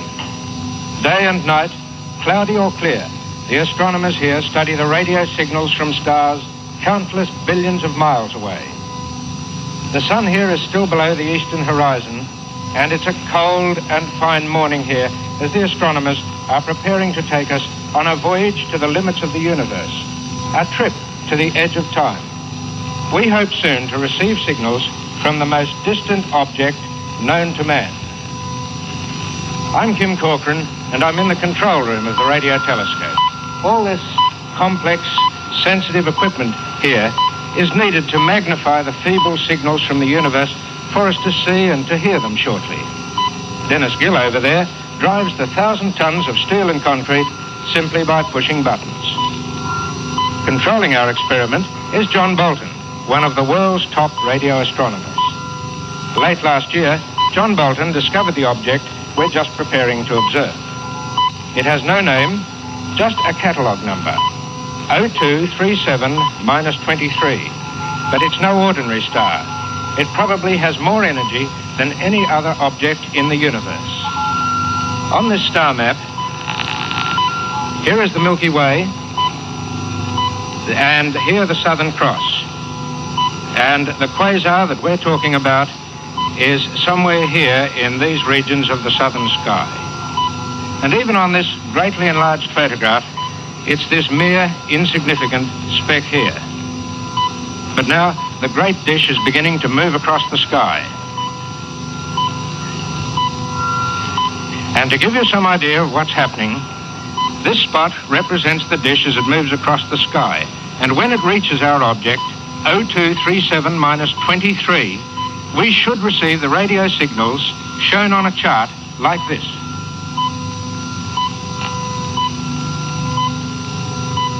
This might not seem very dramatic, but when the mechanical pen on the chart of John Bolton's recorder starts to shiver its way up to the right, and when we hear a hissing noise, we'll be seeing live the signals from something 10,000 million miles away, the furthest reach of human experience. So now let's watch.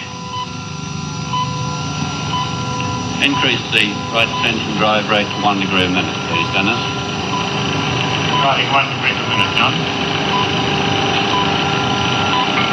Right ascension markers on 1 minute intervals. 1 minute RA markers, right? What's the first marker? The next marker will be 0237. Declination? Minus 2317.5. Put the digital recorder on, please.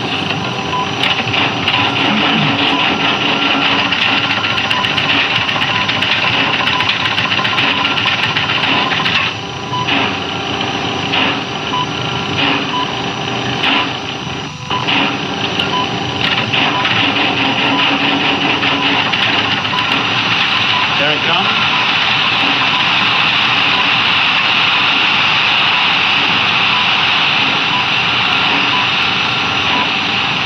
About the same strength as the Discovery record. You can stop the telescope now on calibrate. Right. And there it was. So since you came to Parkes such a short time ago, the object giving those signals, quasar 0237-23, has been rushing away from us so fast that it has gone a further 40 million miles.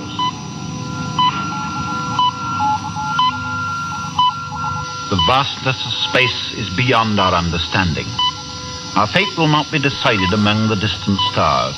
We will decide it for ourselves on this small planet, which is all we can comprehend. Let us, the millions of us now watching together, turn our thoughts back from the cold, silent spheres and think for a moment of our own world as it turns in the steady rhythms of day and night, cloud and sunshine. The world whose future we are putting in danger simply by living on it. Our World, the first fully international television program that Australia ever saw, and I can honestly say that I was a witness to it with my folks, starting at about 4:40 a.m. So we were on a very cold winter morning watching that as I was getting ready for school, and needless to say, having watched the program up to the last possible minute I could watch it up before going to Camberwell Central that morning, I was pretty well stuffed at the end of the day, not absorbing much of what I was being taught.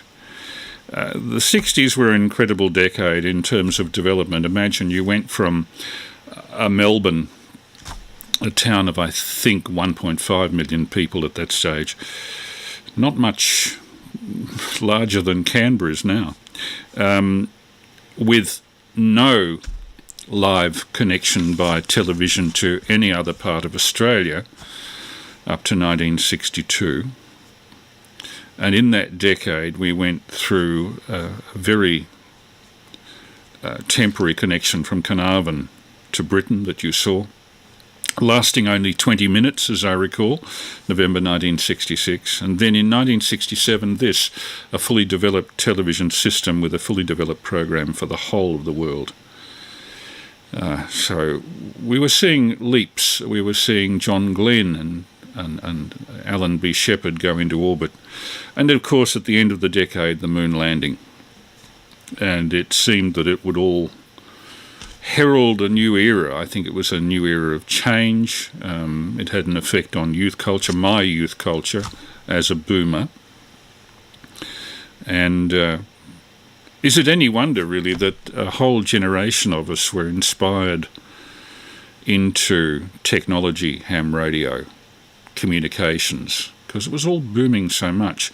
And now, through the digital revolution, I guess it's booming again. We have a situation here on internet live stream where I can be seen worldwide in colour, 1080p, from a home computer that anybody can afford, virtually anybody can afford. What leaps there have been in 60 years. And it makes me feel very old to say that I've actually seen most of them. Well, it's 10:55. I'll give you a documentary made in 1978 by Sony as a fill-in until we can have our callback on 147.475. This is VK3AML with the regular Saturday night test transmission. And here's a documentary from Sony 45 years ago, which even at that distance in time, much shorter span than we've just been looking at, will indicate to you how much technological change there's been in that time. Sony 1978.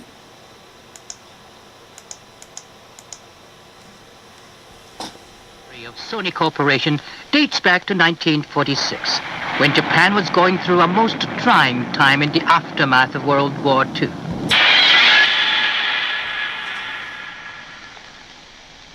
A capital of $527 and a 7-man staff. That was in fact all the resources we had with which to launch an enterprise. But even in those years, we already had a firm operating principle of opening up new markets with unique new products.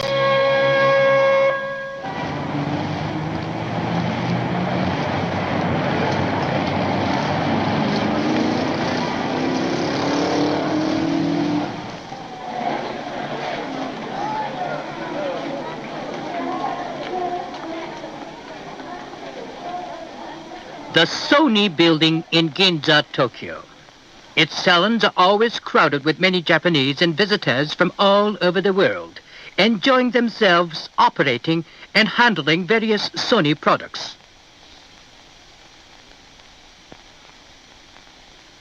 Now, let's review some of the highlights in our pioneering product development efforts.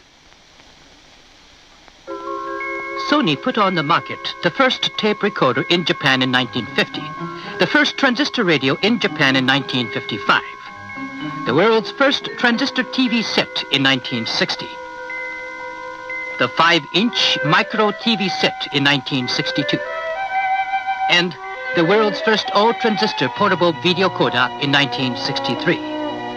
The Trinitron color TV developed in 1968, one of our most important technical breakthroughs in recent years.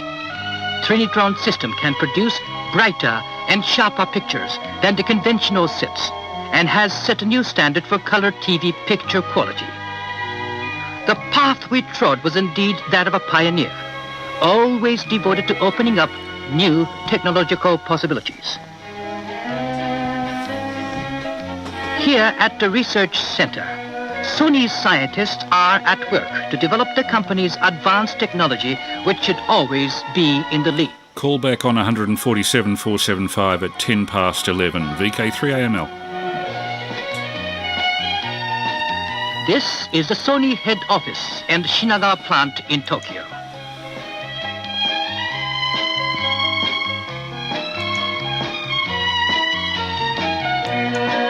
Here, Sony transistor radios and cassette tape recorders are manufactured.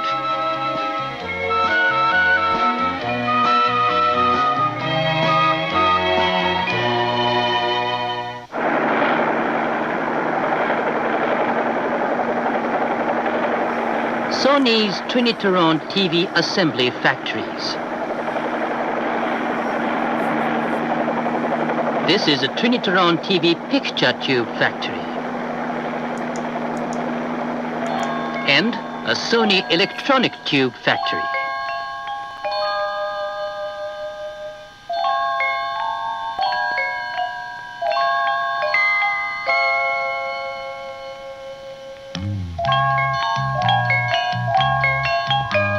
Sony's Trinitron assembly factory. Transistor TV sets are being manufactured here at the Color TV factory in Tokyo.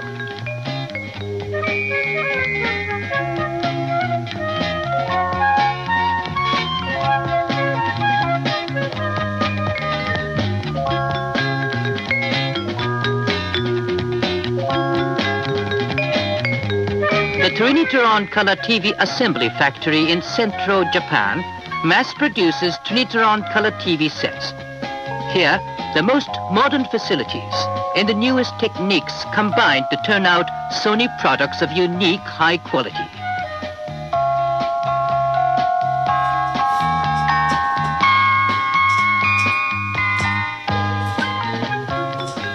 At this factory, also in Central Japan, Trinitron Color TV picture tubes are being manufactured.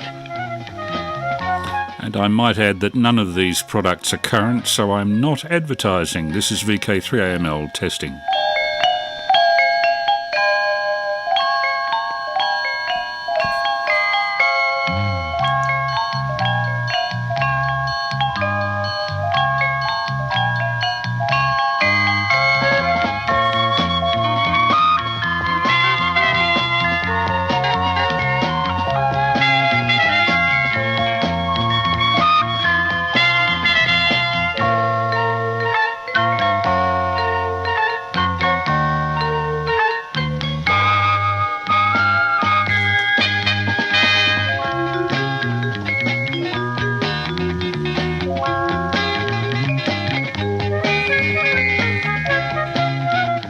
About 35 miles southwest of Tokyo is a semiconductor factory where transistors and diodes, the heart of Sony products, are being mass-produced.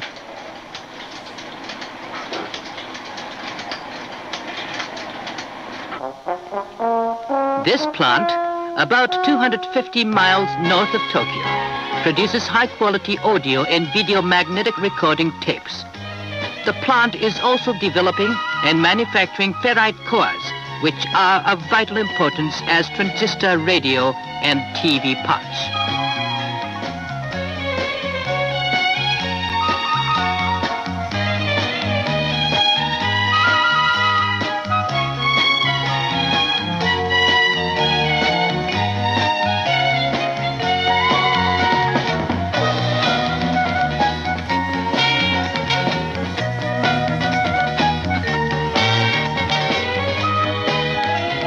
Sony also has a machine shop of its own to produce the parts needed for its new products and also to design and produce production facilities. This machine shop plays a very important role for Sony, the pathfinder.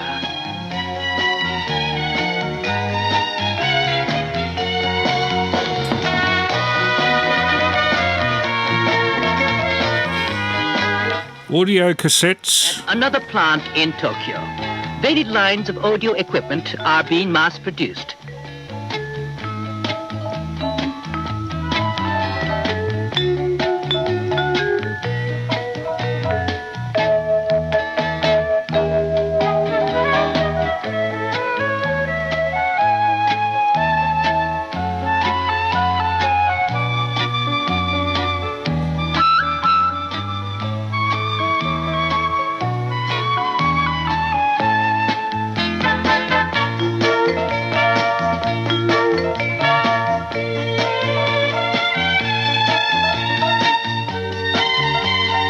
I apologise for this appalling lift music. It's not to my taste at all, but this is Sony in the 70s.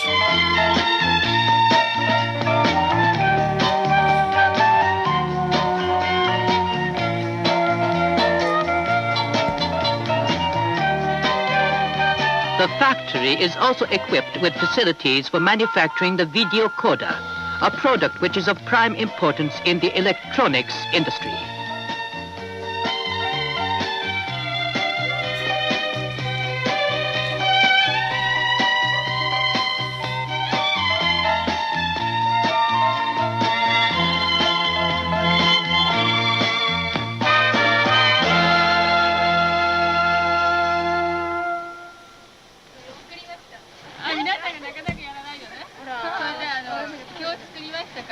The work at assembly lines is efficiently carried out with superb team spirit.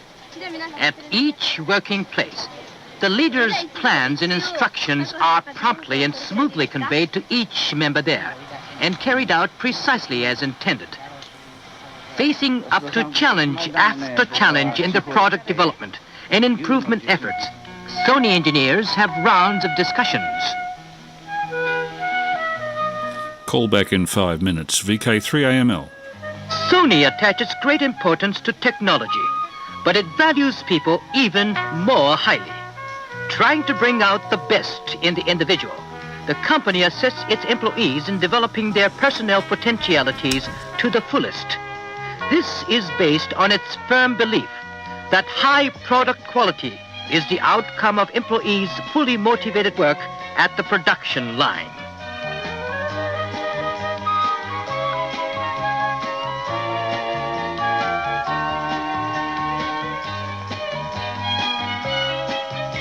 Here at the Sony Gakuen High School, young employees attend classes in their off hours.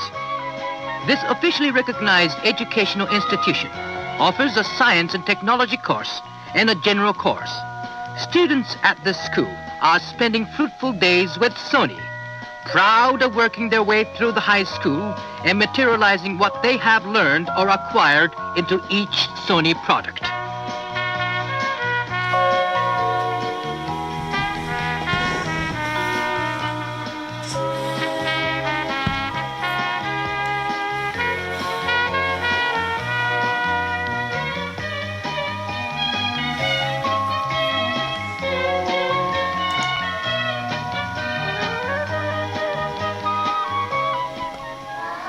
The Sony kindergarten looks after children aged 3 to 6 of married female employees. It is something more than a day nursery. It is an institution where the teachers and mothers do their share for ideal preschool education. Here, English lessons are conducted as well as violin and piano lessons, all on the modernized principle of preschool education.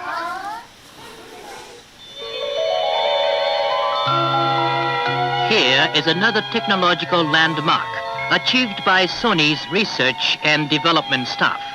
The Sony Color Video Cassette System. It's a U-matic. After stirring up a VTR craze all over the world with the development of the compact VTR, It ain't so compact. Sony has developed the video cassette as a prime product of the future, comparable to the color TV of today. And it lost out to VHS.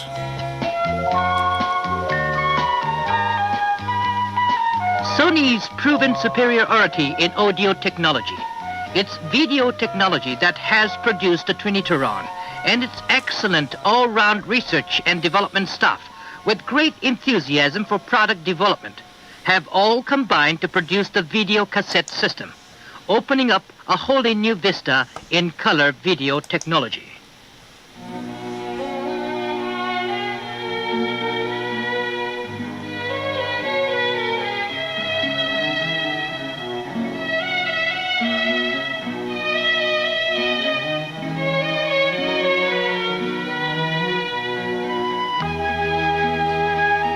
Sony's trademark has been registered in over 170 countries and territories throughout the world.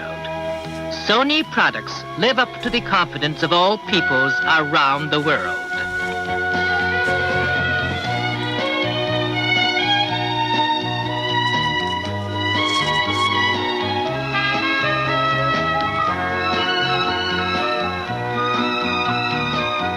Supported by full customer confidence, Sony's extensive network of distribution reaches out to every far corner of the world.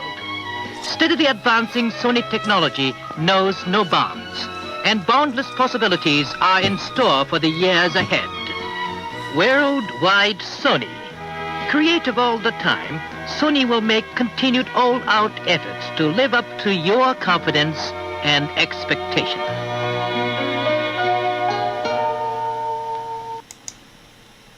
Yes, Sony with its Trinitron. Trinitron. The Trinitron was one of those colour picture tubes which had vertical sort of lines instead of dots and black spaces in between, which meant that the screen didn't reflect too much light and the pictures looked purer in colour. Now, of course, we're about 6 generations of equipment ahead of that.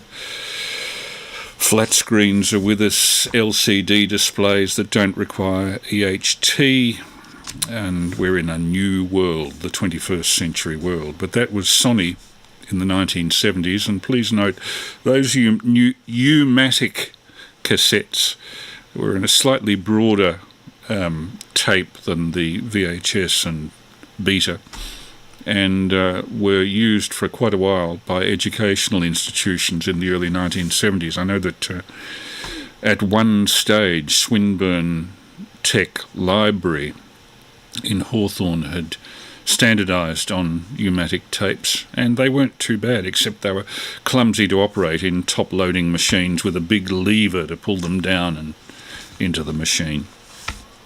Anyway, it's 11 minutes past 11. We're a bit late for callback. I thought it was worthwhile throwing in as much of those documentary recordings as I could. I was hovering over the notice on coming back from YouTube live stream to see if anything was copyrighted, and wouldn't you know it, as soon as we got to President Kennedy, somebody somewhere had produced a documentary which was copyrighted using that particular bit of footage.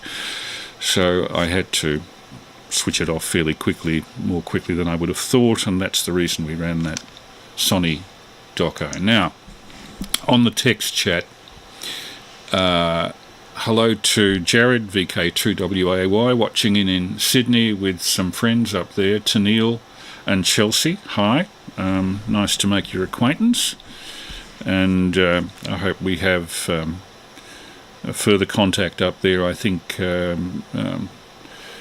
Jared is planning on doing an interview at some stage, and I wouldn't mind talking actually about the sort of influences that went into pushing people of my generation into physics/electronics as a stream through education. Although, strangely enough, I never directly made a living out of electronics. I made my living largely out of audio restoration and documentary work based on the history of the media, film, sound recordings, radio, television. So although I never directly earned my money as a technician or an electronics engineer, I used those skills to enhance what I knew about audio restoration.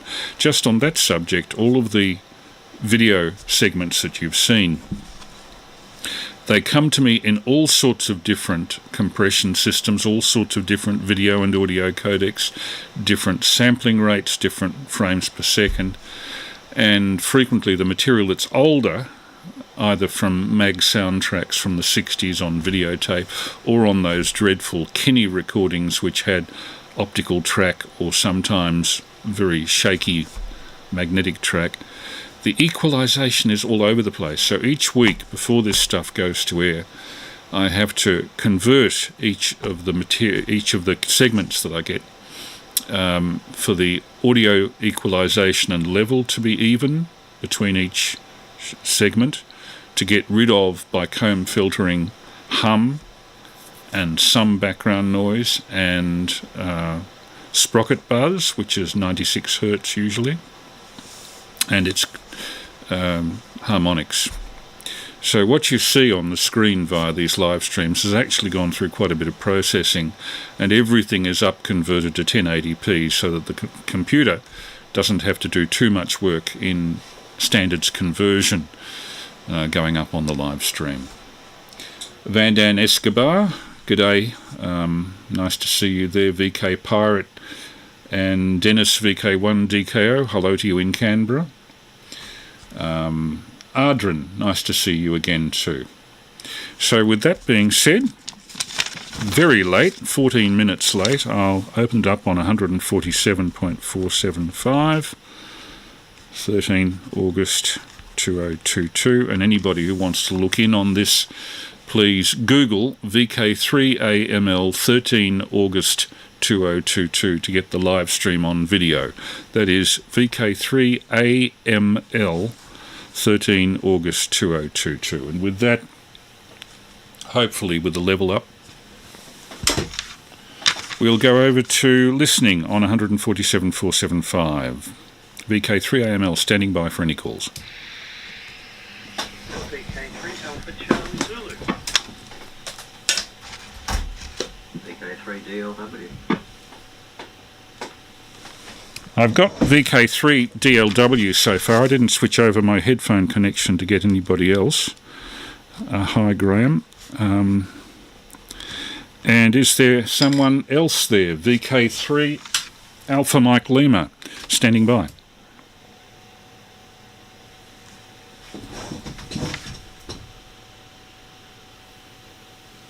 I think there's just VK3DLW. VK3DLW. Wait a minute. I'll try that again. I got VK3DLW, but didn't get anybody else who was on. Are there any other breakers? VK3AML, standing by.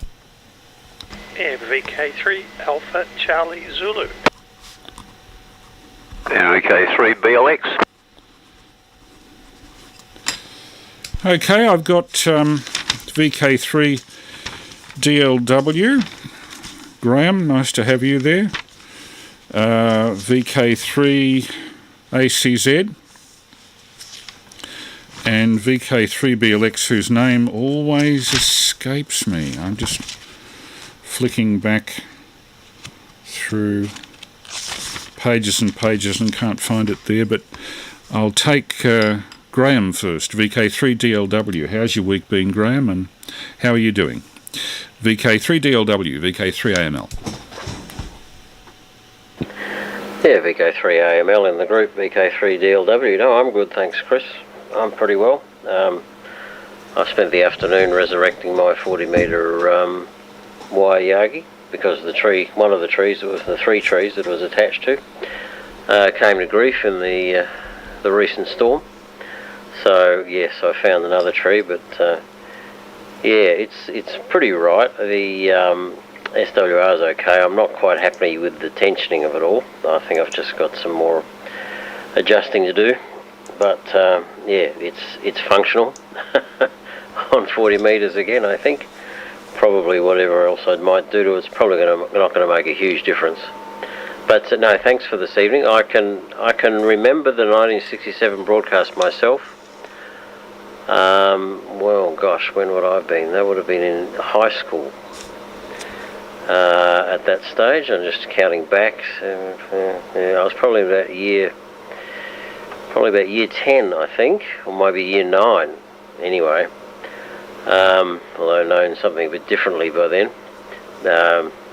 Probably more like second year and intermediate, as it was called back then. But I don't remember the very early part, but I do remember the concert that came in the afternoon, and I can remember the Seekers as part of that as well. And yeah, just reviewing some of the history of the original Telstars. I believe the first one came to grief as a result of some of the nuclear testing that went on. I think the Starfish Prime, which was the explosion that the Americans conducted, the nuclear test they conducted in space, did some damage to the first Telstar, and then I think the Russians were doing the same thing. So I think the first Telstar actually got damaged pretty quickly. And yeah, looking at cassettes there from Sony, I've still got my original Philips cassette recorder, which would have been from probably 1966, around that time. I don't know whether it still works, but it still sits in a drawer. Anyway, back to you, Chris. VK3AML in the group, VK3DLW. VK3DLW. Just briefly, Graham, that Philips system, was that the one with the square cassettes which had a sort of a shuttle at the end of the tape, and it would pull all the tape out and then rewind it into the same little square box? Oh, sorry, this is the original. This is the audio cassette recorder. But they were fairly new, I think, at that stage, and it came to me as a Christmas present, I think. Go ahead. Yeah, interesting. Okay. I knew that the cassettes came in around 1970. I'm not quite sure how much before. But I had by that time, I don't hate to sound snooty, but I had a Revox. I did a shelf stacking at the local Target in between Form 5 and 6, I think it was, and bought myself, first of all, a Tandberg 3000 from Ensel's. That takes you back. And then Revox, I think, the following year, because the Tandberg wore out. I used it so much. Yeah, and sorry to hear about your problems with the weather. There's been some pretty fierce weather up in the northern suburbs today. I believe very heavy hailstorms up around Craigieburn, which completely evaded us here. We had no rain, no falls of anything. It was quite dry here in the eastern suburbs. Quite surprised that you got it, Graham. It would be interesting if we can rustle up our friend in Britain to find out what sort of weather he's having at the moment. He'll probably rub it in. In the meantime, over to Peter, VK3 ACZ. Hoping you've had a decent week, Peter. And, just a note to Jeff Sylvester, who's watching.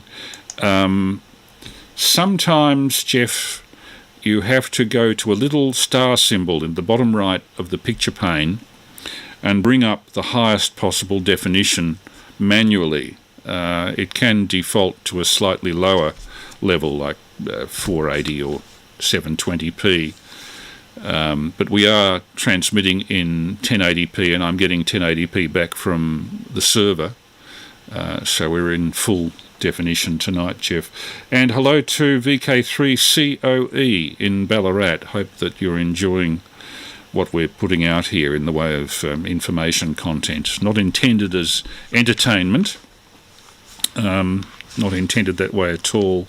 It's more that I'm concerned to transmit something each week that generates conversation. I think one of the chief worries I have about ham radio at the moment is that there's a tendency away from real communication, not looking down on digital transmitting, but where you're only transmitting your call sign, or you're in a contest and you're only exchanging numbers. I think it's forgetting a major part of ham radio is the exchange of ideas, and that's what I'm trying to push. VK3ACZ and the group VK3AML. Yeah, VK3AML in the group, VK3ACZ returning. Good evening, Chris. Good evening, Graham, and Andy in Ballarat, 3COE. And I'm sorry, 3BLX, I have forgotten your name, but good evening to you as well, and all listeners. It's been an ordinary sort of week for me, Chris. I had a tube down my skinny guts there for a while, which was very unpleasant, and carried a monitor around monitoring the acid production and all the rest of it. Not really recommended. But anyway, Remembrance Day contest today. It got a little bit ordinary and easy, so I got my Yaesu FT818 out and did my 5-watt communications around Australia, especially getting into VK6 and getting genuine 5.9 pluses back was a bit of a thrill. I know they were genuine because they'd expressed surprise and almost disbelief when I said I was running 5 watts. But on to tonight's broadcast. Forgive me if I've said this to you before, but I remember racing home from school in January 1965 to watch the Bugs Bunny show. I was in primary school, so forgive me for that. The normal broadcast had been suspended, and there was this hearse, horse-drawn hearse with a British flag over it being hauled along the streets with a fly past of the Royal Air Force and such like. And of course I was too young to really know who Winston Churchill was. But because it was in the afternoon, and I'm assuming it wasn't replayed from an earlier satellite broadcast, I've always assumed that the videotape had come from England, and that was the first time they could show it, because I'm absolutely sure they didn't have his funeral at 7 o'clock in the morning or whatever it would have been. But anyway, yes, I sort of begrudge the, in a way, the standardisation or the unifying of all the TV stations. It was marvellous to be able to switch the TV on of a morning and see Channel O Brisbane's test pattern before Channel O Melbourne had started, especially in summertime with sporadic E or whatever that would have been. And you had me really, really surprised there with that description of the DC-3 in the air above nil, relaying the cricket from over in Adelaide. Man, that is something else. And thoroughly enjoyed the Telstar video as I could. One thing I couldn't quite figure out is that they had the bird transferred in an air-conditioned van, and I was thinking, hang on a minute, this is an object that's going out into space where it's going to be a couple of hundred below zero and probably cooked there when it's on the sun side, but never mind, there's obviously something I don't understand there. Good to see Walter Cronkite as a younger fella than I later on remembering. And interesting too, 1962, the coaxial cable, that's the same year. Of course, you would know that the standard gauge came down from Sydney to Melbourne, ending the requirement to change trains there, or change platforms and trains at Albury. So good to see what James Webb actually looked like. Now, the guy with the telescope, of telescope fame, I hadn't actually seen him. And Sony in the 70s, holy production line, Batman. That's that's a bit of an effort. And my last comment is, Chris, nobody hated videotapes more than me. Videotapes. Cassette tapes more than me. I had so many wonderful recordings ruined and mangled because the tape suddenly appeared all over the place, and when you put it back into the cassette, it was never quite the same after having been scrunched. But anyway, fantastic broadcast as always tonight. Back to you, Chris. VK3AML in the group, VK3ACZ. Yeah, thanks, Peter. I remember when cassettes first became general back around 1970, I was over at my predecessor with my call signs place in Elstonwick, Tony Sanderson, VK3AML. And he was about 9 years older than me, which was a considerable difference when you're, well, what was I then, 18, and he was 27. And a friend of his brought a cassette with a recording on it. I think it was of one of their crossbands, and Tony prided himself on putting out at least 8 kilohertz worth of audio bandwidth, nice crisp Fs, Ts, S's, all the sibilants. And the friend of his said, in parting and giving him the cassette recorder to dub the cassette to his tape, he said, "Oh, it's got full frequency response up to 10 kilohertz. Anyway, Tony said, "This'll be good," and he pushed the play button on the cassette. It'd be lucky if it replayed 3 kilohertz bandwidth. It's very muffled. I remember Tony saying, "I didn't know that 10 kilohertz had dropped lately." I thought it was a classic comment. Sorry, it may appeal as comedy only to me. Anyway, round 2, VK3 BCX, 10 kilohertz has dropped. VK3 BCX, over to you. And I've forgotten the name again, I'm sorry. VK3AML.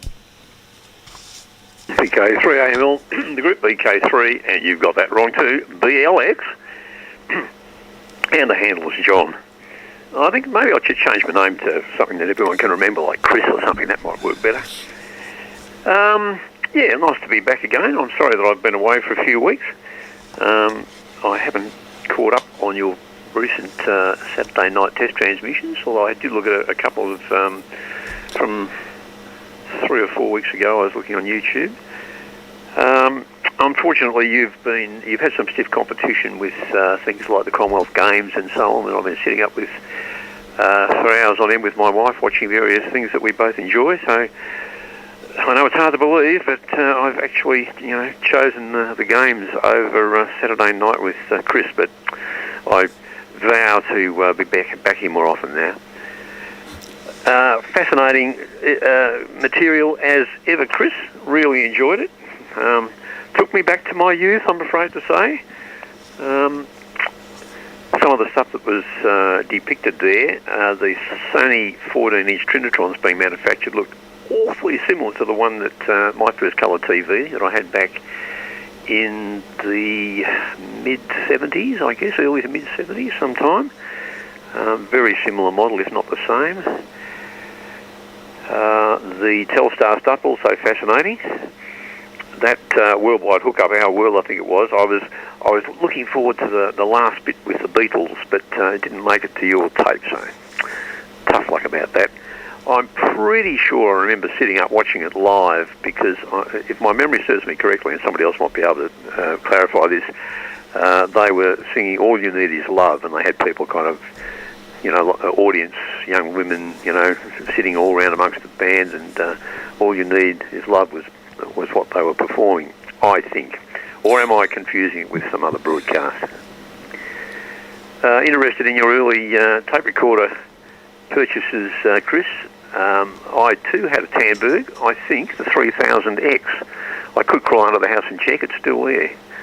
So you might tell me whether that was it. It was a crossfield one. I remember Tandberg and Akai had that crossfield bias arrangement, which seemed to work pretty well.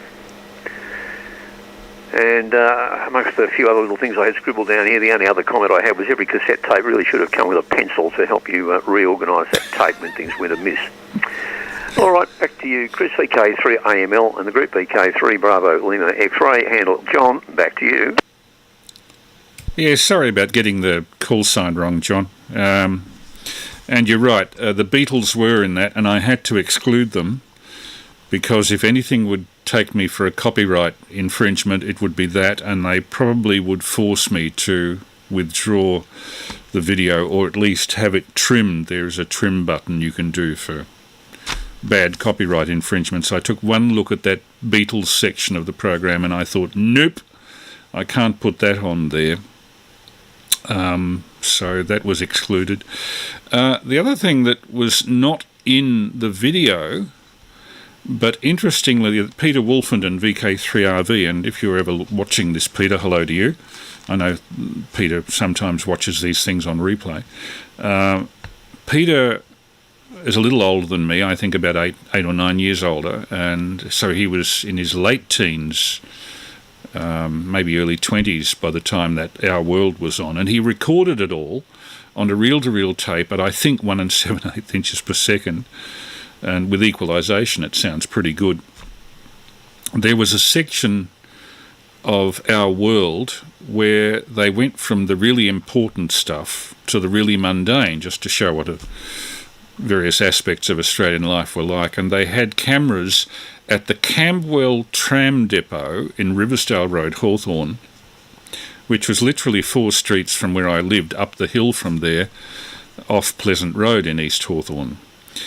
And that they showed the first trams of the morning rolling out for the morning commute at about 5 o'clock in the morning, something like that. And briefly you saw the conductors with the leather bag around their waist as they had in those days, and the green and yellow uniform, seen in black and white, of course. And I opened up my window while they showed the trams rattling out of the depot, and I could hear down the hill live the rattle of the trams coming out as it was going on our world. And I thought, well, you know, it's all real, it's all actually happening. There was a real sense of immediacy about it, and excitement, I must say, at the time. The developments in electronics that we saw in the 60s were, these days they're behind closed doors. They tend to be inside chips, and we see the effects of them in the vast improvements, for example, of digital imaging. But they're not the massive technological leaps of nothing to television from Sydney, and then within a year or two, television internationally, that we got at that time. Or maybe I'm underestimating the changes these days, but it was really something to live through. My earliest memories, I was born at the start of 1954. My parents got a TV set to watch the test transmissions in 56, because my father was housebound for a while with a bad car accident. And some of my earliest memories are of seeing each evening for about 2 weeks of the first test transmissions, and when they officially opened about 3 months later, people that I'd never seen before inviting themselves around with a TV dinner to our lounge room to watch the miraculous box. And I don't remember much of what was on the TV. I was just under 3 years old, but it was an impressionable age.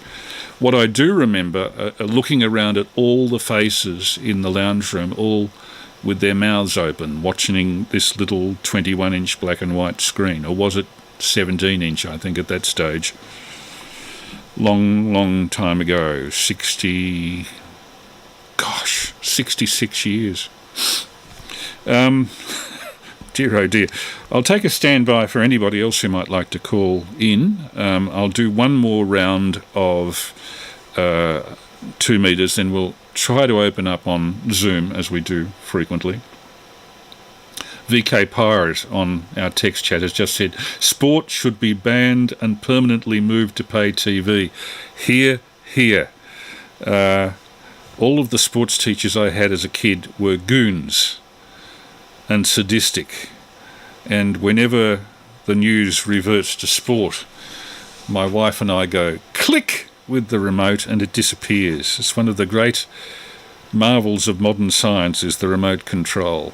That we didn't have in the 60s. We had turret tuners. You had to go up to the TV. VK3DLW with a pause for any breakers. VK3AML.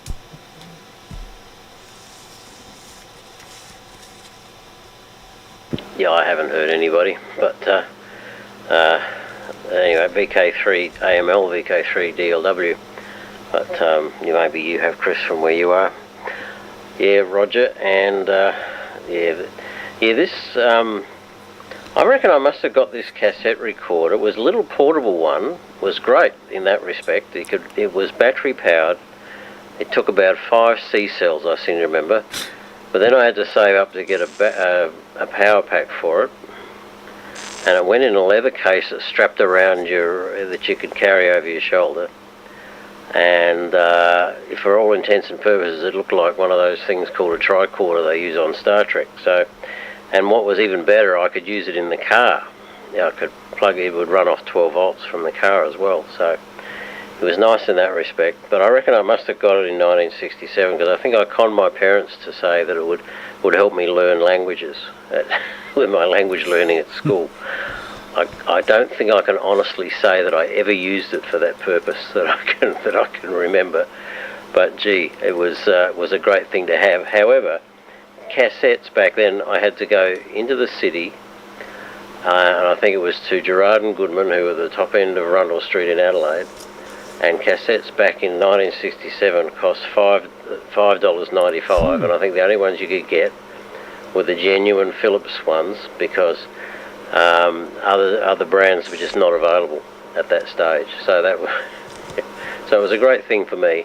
I do remember the Tandberg recorders. I remember a teacher at our high school had one and used to bring it in, and it used to work very well. Very nice machine.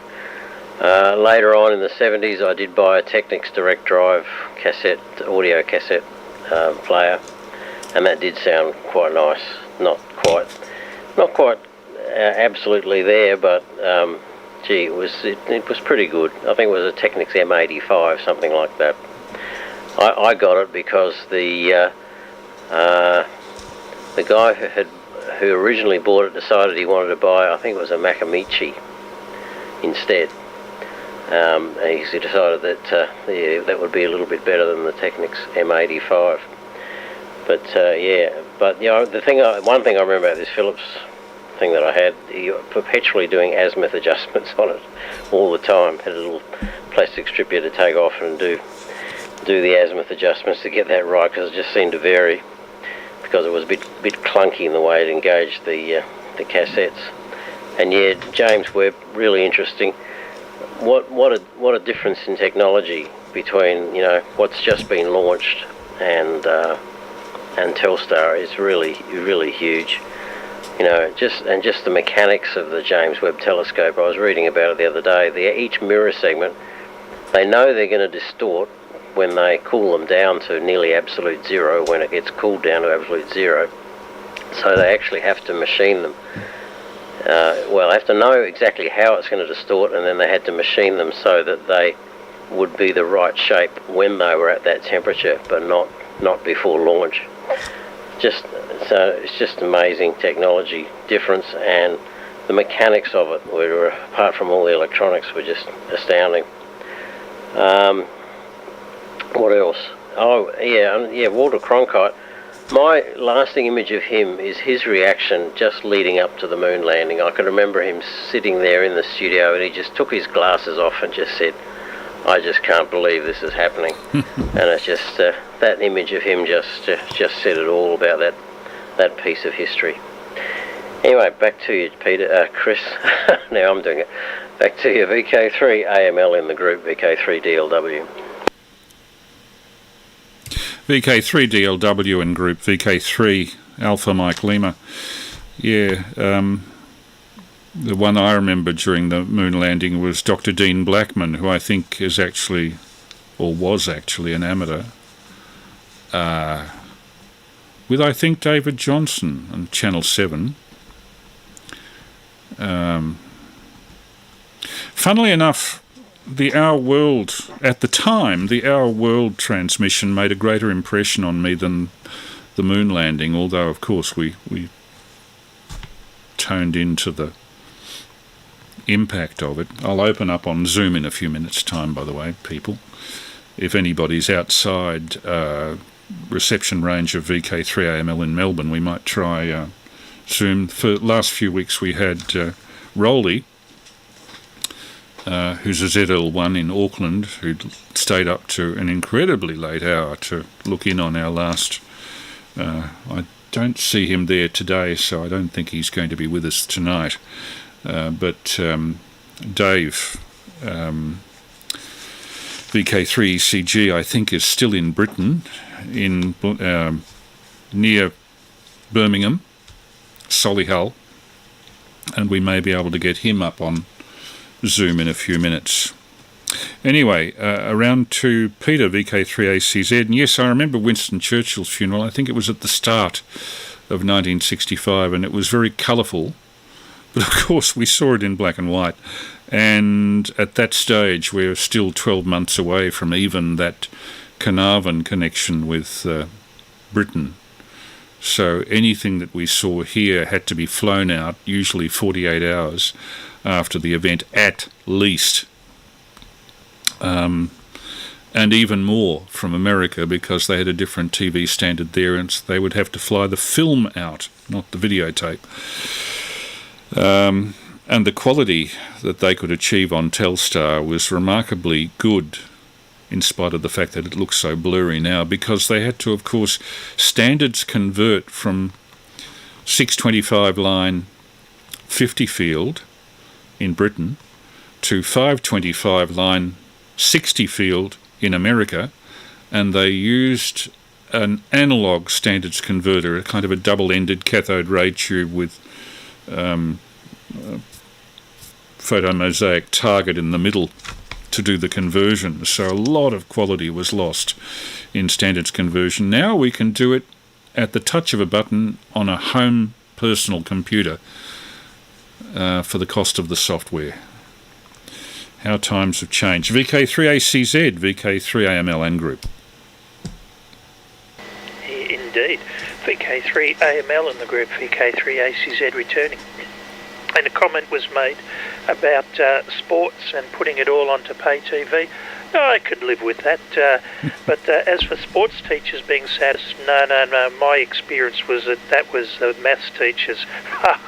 And John BLX, yes, I had a sneaking suspicion your name was John, but I didn't want to make myself look silly by saying so. But as soon as I hung the microphone up, I thought, yes, I'm sure it is now.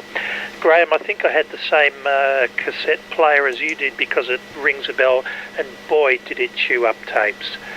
Forget about having a pencil to wind them back onto the reel. They were absolutely chewed up and rotten and sounded pretty terrible by the time my little machine had finished with them. And Walter Cronkite, yes, strong remembering of his, not astonishment, but whatever it was at the moon landing. But I remember him more, well, actually it was before the time that I could remember, but I've seen the film footage so many times where he announces JFK's demise. That's the one that sticks in my head. As I said, just a year or two too early for me to be able to remember that.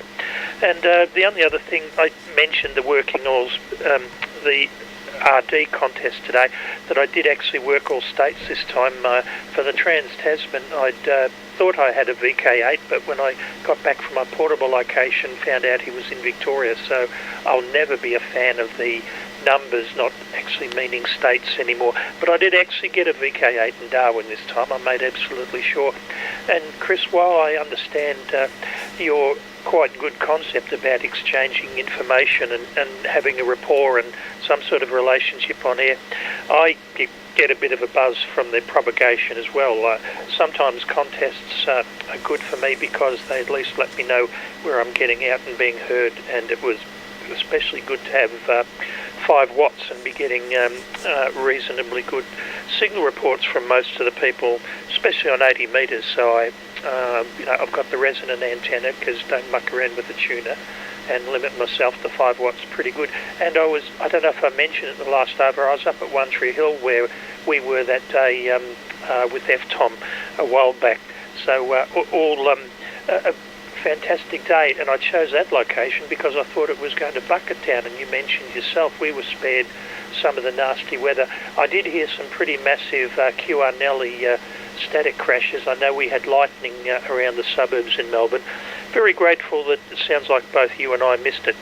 Anyway, back to you. I hope Dave is with us. I'm interested to know what the weather's like where he is at the moment too, and curious to know when he's going to be back amongst us in the VK3. VK3AML in the group, VK3ACZ. Yeah, Pete, in a few minutes, I'll just for the sake of people who might be coming up on Zoom, the meeting ID for Zoom, look for my name, Chris Long, CHRISLONG, and the meeting ID 873-8056 4364. That is dial up 873-8056 4364. I don't know if I have to give the passcode as well, but people should tell me, please, if I'm not quite sure what I should be giving. There's nobody up as yet on the Zoom, but we live in hope. Anyway, VK3BLX, John, VK3AML, how are you? Yeah, we do need the passcode. Oh, the passcode? Capital G, small z, figure 4, capital P, figure 3, small g. Again, I'll print this on the text chat for those who are on the text chat. Capital G, small z, figure 4, capital P, figure 3, G. And I've published that there. And the meeting ID I'll type up on the text chat, 873 8056 4364, but nobody's popped up as yet. Ardren went to Johns Hills Reserve to get away from everyone.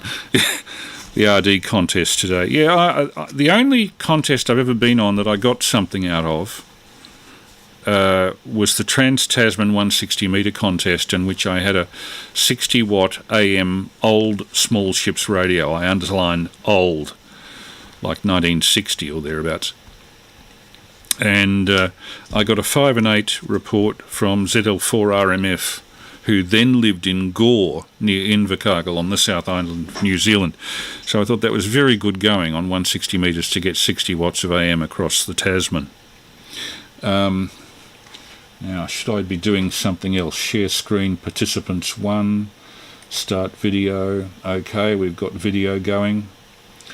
And I assume that we've got Mike. Dennis O'Day, VK1DKO, is joining.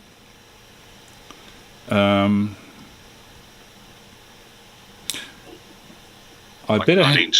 Hello. And oh, I'm hearing myself back with quite a delay. Oh, g'day, Chris. Dennis from Canberra. G'day, Dennis. I'm in my pyjamas, so I've killed off the video. Now, oh, we're getting some feedback, Dennis. You better turn down the speaker. Can you hear me still? Killed off the other. Yeah, good. You're hearing me via the Zoom, are you? And let me put you on this one. Hang on, I'll just change my equalisation. You're a bit woofy. Now, that's that one. We turn down. How's that, Dennis? Okay, hopefully that sounds a lot better. Okay. Yeah, that's a lot better. I've boosted your highs through onto 2 metres, so people are hearing you on 2 metres. G'day, Peter. Nice to see you there. Good to see you too, Chris. You're rugged up. Yeah, it's 9 degrees in the shack. Whoa! Haven't you got some heater there, or a fan heater or something? Too tough to care. Ah!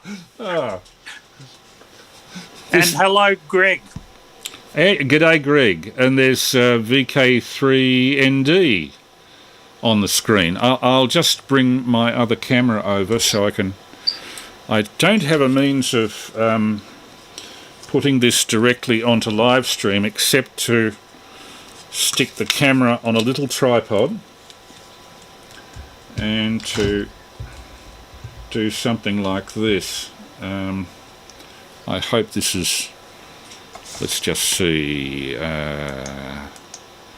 Where am I? Oh, there we are. Now, if I get that a bit closer, and without pulling the camera over because it's wires pulling it, tip it up. Sorry about the time this is taking, people.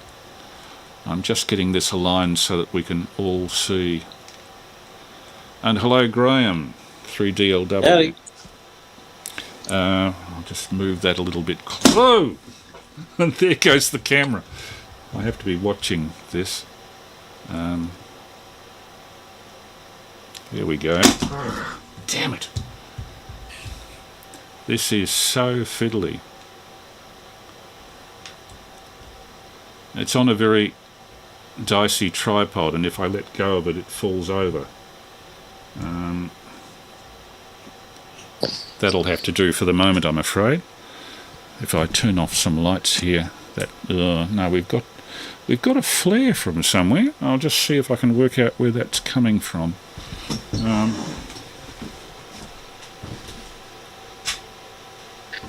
That's got it. Good. So, how have you been, Greg? I think this is the first time we've seen you on the transmission tonight. To me, yeah, it is for me. Yeah. I've been good. I'm getting a bit run off my feet doing the Deborah's insulin and looking after 4 dogs. Is Deb home? Yeah, she's been home for about 3 or 4 days now. Good. You can't do, she's got those insulin pens. She can't even dial the number on the end. Oh, dear. So trying to work out her calculations of how much she's supposed to have is near impossible. So I've been the bunny for that for the last 4 days. Yeah. Which is a big learning curve. It's been a bit of fun. Yeah, I can imagine. But you can get one of these Libra 2 patches that they stick on their arm about the size of a 20-cent coin that can talk to the phone and let you know what her blood sugar levels are, which is really good because you can just hold the phone there. You actually have to hold the phone pretty close to it. Right. But what I don't understand is that it sits on the bedside table and it's still able to talk to the thing to say when she goes into a high or low glucose level. So it must be able to talk 2 ways. One is an emergency alarm, and the other one is you have to hold it near it to actually download the values of what it's registered over the last however long. It can last. It does over 8 hours or something. Every 5 minutes it does a monitoring or something. Okay. You have to do a prick in the finger and all that sort of stuff? No, this little thing just replaces that. It's just about the size of a 20-cent coin. It's got a little cannula in the back about 1/4 of an inch long that sticks into the body tissue and stays there for 2 weeks, and then you have to get rid of it.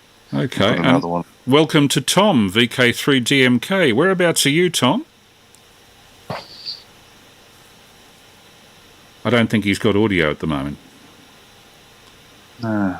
Takes a bit of while. Or maybe he's listening off the air, not getting me live. I don't know.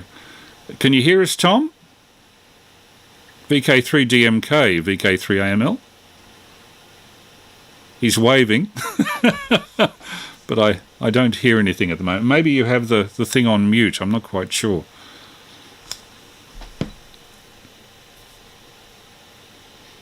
I'm losing a lot of quality by pointing a webcam at the screen, by the way, but I don't know any way of screen scraping that'll work properly. Did you not pursue Jitsi in the end, Chris, or are you planning to still? Or? What's that? Jitsi. Was it Jitsi, Nick? Yeah, I was thinking of running Jitsi, but I've actually been... long story. I was a member of a very cohesive 6th grade in primary school, and we have reunions, and when I stupidly said who's going to organise all the correspondence for it, the group said, "You're elected," and you are volunteered. You know what it's like. And doesn't pay to ask questions. It doesn't pay to ask questions or to volunteer for anything. No. So that was most of the week wiped out. I did test it tonight between a couple of devices here. It does seem to work all right. Is it easy to use? Is the question. Well, you just have to have a meeting name. You don't have to set up a password. You can do, but you don't have to. Yep. And you just need to nominate a meeting name, which could be some piece of actual meaningful text. Okay. And as long as everybody enters that meeting name, then you're in. As far as I can see. So if I use my call sign, that'd be adequate? I would think so, yeah. Yeah, okay. I'll give that a try. That is the password. Okay. It does allow for passwords. Have you got any... Well, you don't have to set it. The password is separate. You can set one up if you want. Yeah. Like if you want some privacy, but there seems a bit point when you're on a bit moot when you're on a live feed on YouTube. Yeah. Hang on. I can get a bit more light on the subject here. There we go. That's a bit better. Yeah, still getting things organised. Tom, VK3DMK, have you any way of talking back to us, or have you got no audio at the moment? Yeah, no, I should be fine now. Chris, can you hear me? Yeah, fine. No problem. No, I just muted off. The problem was I'm using a USB hooked up earphone system, and for some reason Windows 10 decided it didn't want to recognise it. So, isn't that always the way? Yeah. Whereabouts are you, Tom? I'm in Ballarat, Chris. Oh, okay. I was up when you popped up on our net the other Tuesday night. Ah, right. Okay. Yeah, thanks for popping up too, by the way. Anytime you like to come up, have a say. That repeater comes in here, it barrels in at about 20 over 9. It's unbelievable for the distance it's doing. Oh, my God. Rolly in Auckland has stayed up to, let me see what it's 2 o'clock in the morning in Auckland. Have you no pity for your health, Rolly? Let's see if he comes up. There he is. Oh, he's looking a bit tired too. Sorry about that, Rolly. I think we're responsible. How have things been in Auckland? I don't think he's hearing me at the moment. Can all of you hear me through Zoom? I mean, I'm not quite sure. Yeah, you're fine. I'm not quite. Yeah, no problems at all. Fine, yeah. Not quite sure where the microphone for it is. I presume it's in the camera. I've never bothered to investigate it. I think it's all so highly automated. It switches to whatever audio input seems to be providing some sort of reasonable. Tap the camera and see if we can hear it on the camera. The camera's on the other. Oh, how can I? I don't know how to switch this. You said the audio's on the camera. Isn't that the camera that we're looking at you on now? Possibly this one here. Yeah, I've got two cameras. Of course. There's this one down below, which is actually running to live stream with some considerable optical loss. Hello, Rolly's closing the door. How have you been, Rolly? Oh, not too bad, thank you. Good evening, gentlemen. You're looking fine and chipper. Yeah, and not too bad yourself, Rolly. Just as a matter of interest, I probably run this next week, but I found that there was a de-expedition, I think in 1999 or the year 2000, to Campbell Island, even further south than where you went. And that was another one where they said, even at that stage, that they were forced not to land at night on the island, which put a bit of a kibosh on a lot of their 80-metre DXing, unfortunately. Yeah, there used to be a resident guy down in Campbell for many years. ZL4 Oscar Yankee was his portable C in those days, before they put the prefix ZL8, ZL9 there.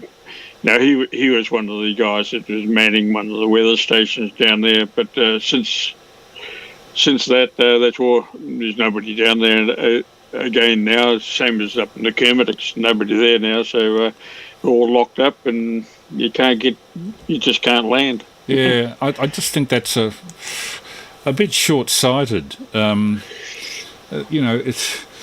There is value in having ham radio occupation of these places, and particularly if you, as we were on Deal Island doing the first Tasmania to Victoria light beam communication record. Unfortunately, to natural history people, that doesn't mean a great deal, but to people that are into technology, it's at least a footnote in the history of communication.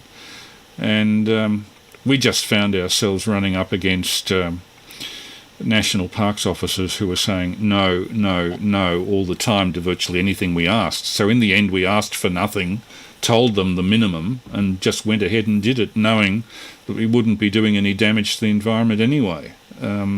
You can see why we used a little bit of subterfuge, so to speak, when we went down way back in the 1980s even.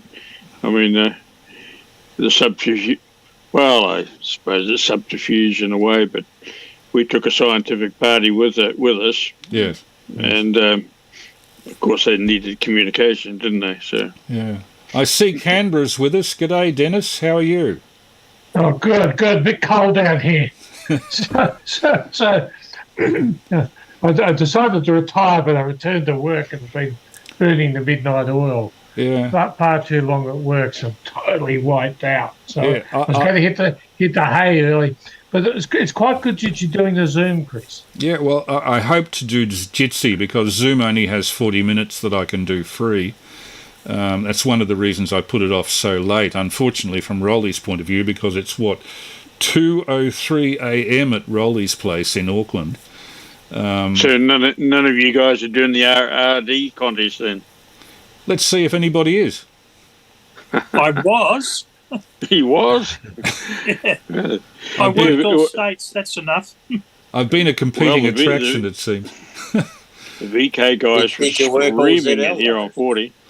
I actually... Yeah, I worked all states with 5 watts, Rolly. Right, good going. Including Tasmania, I guess, yeah? Yeah. Yeah, VK8 was the hardest. Getting into Darwin was the hardest. Oh, I worked at VK8 Delta Norway Tango there. He was screaming in here very, very loud, as was all of the VKs really. Just over last little while. I think I probably worked all the states as well, actually. But both on 40 metres and 80 metres. And then just listening a little while ago, there's quite a few stations here belting in here on 160 at the moment too. Were you doing CW, Rolly? No, there's phone. Okay. And Dennis, I know how cold it can be in Canberra. I spent 1 complete year up there working in the sound recording section of the National Library, which fortunately in those days was at sub-basement level with some degree of isolation. But for part of my stay, I stayed at the Hotel Kingston at Manuka. And my experience of the winter there was that you could tell how cold it had been overnight by walking out looking for a puddle outside the hotel, and you kick the puddle, and how far down the cracks go into the ice is how cold it's been overnight. I'll never forget that. No, where you were at the National Library is really good. I used to go across there and listen to some audio stuff at lunchtime. Oh yeah. So I worked in the Treasury building at that stage. Oh, we used to go to the Treasury for lunches, and they had a board which famously was misspelt almost every lunch. So on one lunch I had sweat, S-W-E-A-T, and sour pork. Very nice. Not very nice at all. But the food was much better, distinctly better than the National Library's food. Yeah, no, the National Library's got a very good audio collection. Yeah. So I go across there at lunchtime, listen to some audio histories. I listened to one by Voka Petrov, and that was very interesting. Yeah. So it was very, very interesting. They have a good oral history section there too that have done a lot of interviews with famous people. A lot of them now passed on. And some of them, of course, have put a 50-year embargo on, the listening to the stuff, because they tell some very personal stuff in some of those interviews. I can imagine that Blanche Dalpouge, who later married one of our former Prime Ministers, Bob Hawke, worked in the oral history section. Very good-looking girl, in those days anyway, and she'd just written a book called Turtle Beach, and she had a way of worming her way into the confidence of people that she wanted to interview. I gather she wormed her way a long way into Bob Hawke. But that's a... Absolutely. Yes. Therein lies a tale. She was a bit younger than him too. Quite a bit. I saw Bob Hawke at a conference in Sydney about 10 years ago, and he looked pretty frail there, but she was okay. She was quite with it, and she was quite sprightly. Yeah. Given her age, but he looked pretty frail. You could sort of say he was pretty close to the end. He was very, very frail. Yeah. Well, the drinking he did when he was younger, it's surprising he lasted that long. Absolutely. Yeah. Well, hang on. I'm seeing 3ND, his dog there. I presume 3ND is somewhere hanging around behind that. Is he? No, he must have gone for a Tosca or something. I don't know which is the better picture. unless dogs can get foundation licenses these days, I don't know. Has somebody put their dog through the foundation licence? Well, I'm being told it's too easy. You can just about do it all online now, can't you? I think so. Yeah, I'm not at all sure whether the dropping of the licensing standard is good. I was happy to find that when I finally went for the advanced ticket that there was CW no longer required. Interestingly, that increased rather than decreased my interest in CW, because previously I'd seen it as a bit of a pain in the neck. I couldn't see the relevance in getting it when I wanted to do light beam communication and maybe high quality audio on 160 metres. But then, had I been interested in DXing, CW would have been a little bit more essential, perhaps. It seems to be quite a great upsurge in wanting to learn CW nowadays. I notice a lot of the USA boys that I talk to, they're all trying to learn a bit of CW. And well, one of our most learned amateurs in terms of publishing stuff on home construction, Drew Diamond, VK3XU, is absolutely keen on CW, publishes designs for CW transmitters, particularly for 160 metres, on a fairly constant basis, and operates, I think, almost exclusively CW, with the exception of a daily appearance on the AM net for the the boat anchor people on 160 metres, 1840 kilohertz daily. We're one of the very few cities that still has an AM net on 160 metres, and it's a very, very strong group, perhaps at least a dozen people on every net that they have, using old equipment. The valve net. That's the one. That's the one group. Yeah. They've got to talk about heater elements, got to make sure they're 6.3 volts or else, Only 6.3. I mean, 813s require, what is it, Rolly? 8.2 volts or something like that, and it's... Something like that, at about 30 amps or something. And you can read a newspaper by those things. They're not bad. There was a YouTube clip out probably a couple of months ago where one of the guys went push bike mobile on 160, and I think he managed to talk to somebody at the end of the street. Well, if you have a decent helically wound antenna on your car, they can go pretty well, but they have to be tuned fairly closely for one very narrow frequency band. They're not broad-banded. The smaller you make them, you can still make them efficient, but not over a very wide bandwidth. Enough for a 3 kilohertz sideband signal. That's about it. And the other thing Chris, is... Sorry, go on. Are you aware of Fran Lab's film library she has? Fran Lab on YouTube? Lab. Fran... F-R-A-N. F-R-A-N. F-R-A-N. Fran L-A-B. Fran Lab. F-R-A-N-L-A-B. No, I haven't come across that. Right. She's on YouTube. She has a collection of all sorts of stuff from NASA to quite a bit of the US government films and instructional films. Yep. And she's been putting them up on her channel just of late. Okay. And been some very interesting stuff, actually, on all sorts of aspects of electronic production and things like that. So worth having a look at. Okay, thanks for that, Tom.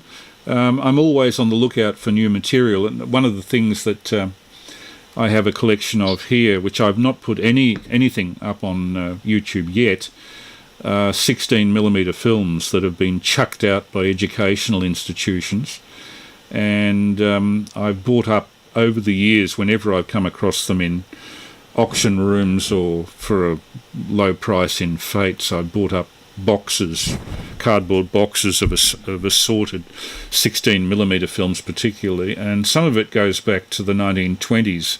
There are a couple of advertising films that were made for an early Australian aviation company called Larkin Aviation, and they show Essendon Airport here in Melbourne as it was in 1927. It was way out in the bush, and most of the planes were little, gypsy moth type planes, pre-Tiger Moth. Some of them were ex-World War I veterans, and there's one film where they show one of the first aviation routes of Australia, which was for some strange reason, from Melbourne to Hay in the Riverina. I don't know quite why people would want to fly up there. Even now, Hay is not what you'd call the centre of civilization.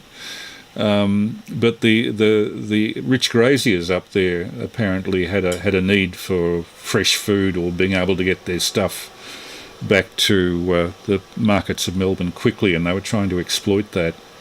So you see a group of rich graziers get onto the plane at Essendon, and as they get off the plane, there's hand crank camera, of course, I'll swear reading the lips of one of them said, "Congratulations, you've survived." I mean, it's really hairy stuff, aviation at that stage. But I'll get some of that up onto YouTube. It's just a matter of pointing a camera at the wall while we project it at the right speed, I guess.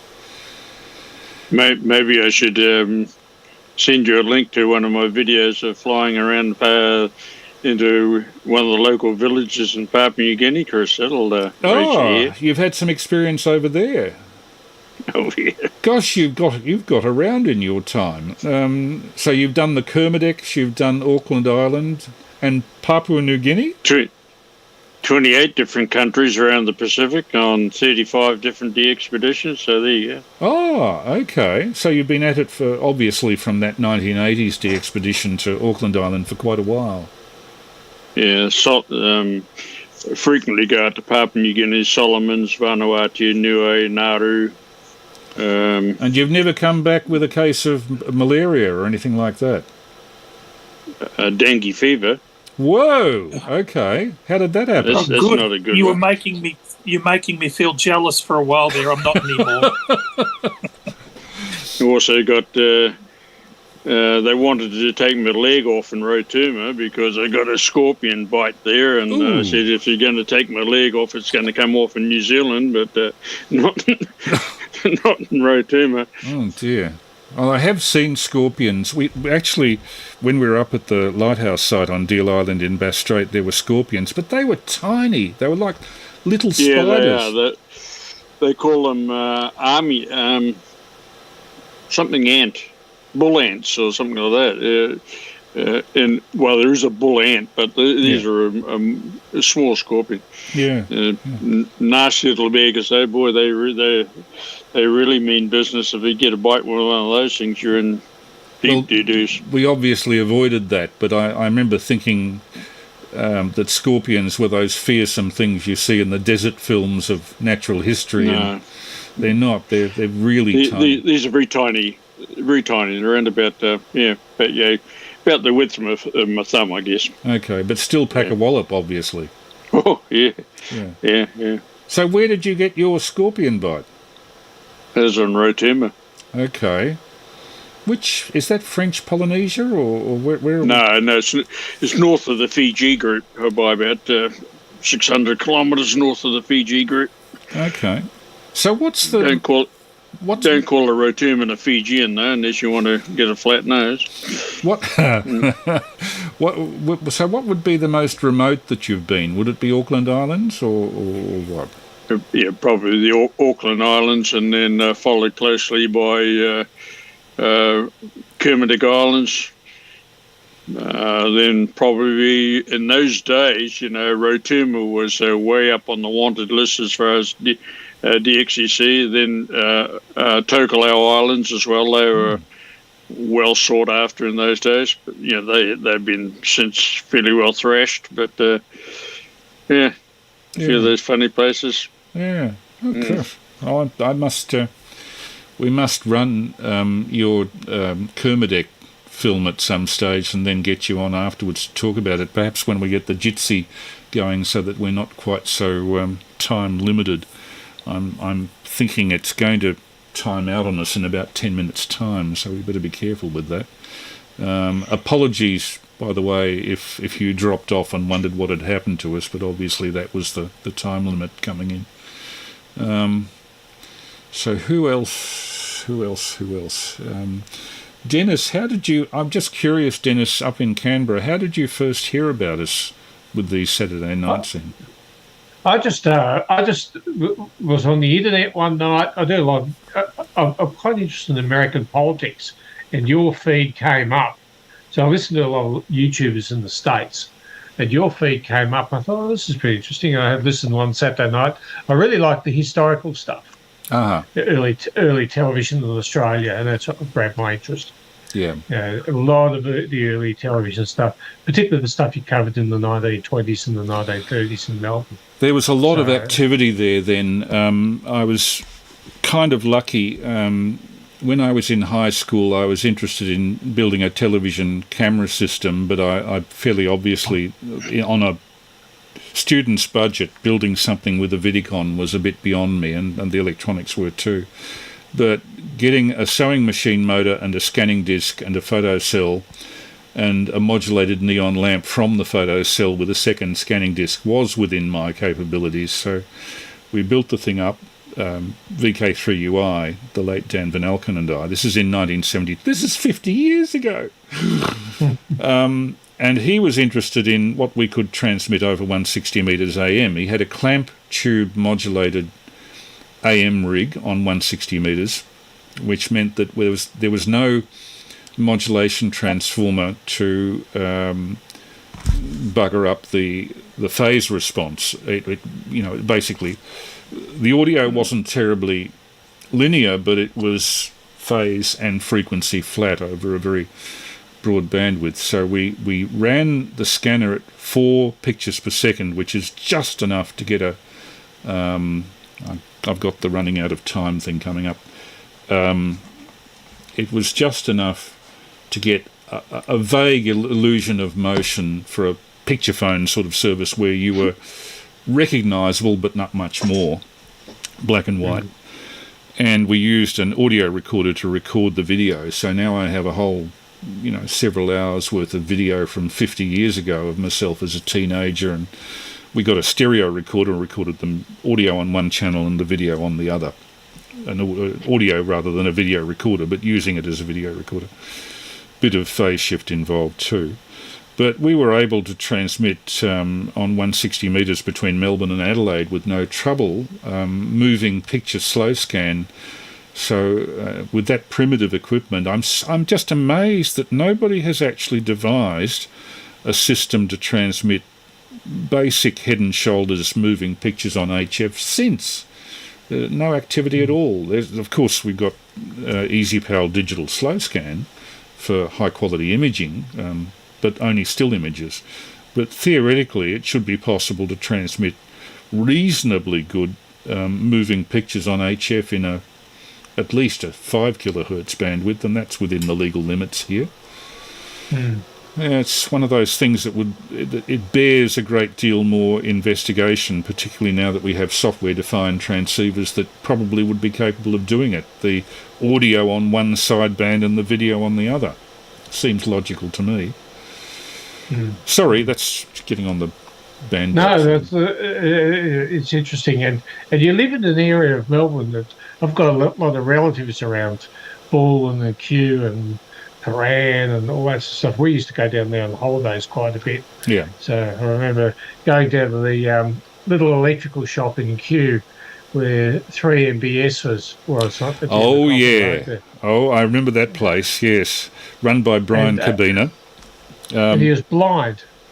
Yeah. In fact, one very hot summer, the first year they were on, which I was thinking 1975, I was in a car with a group of ham radio larrikins, I believe, the best description.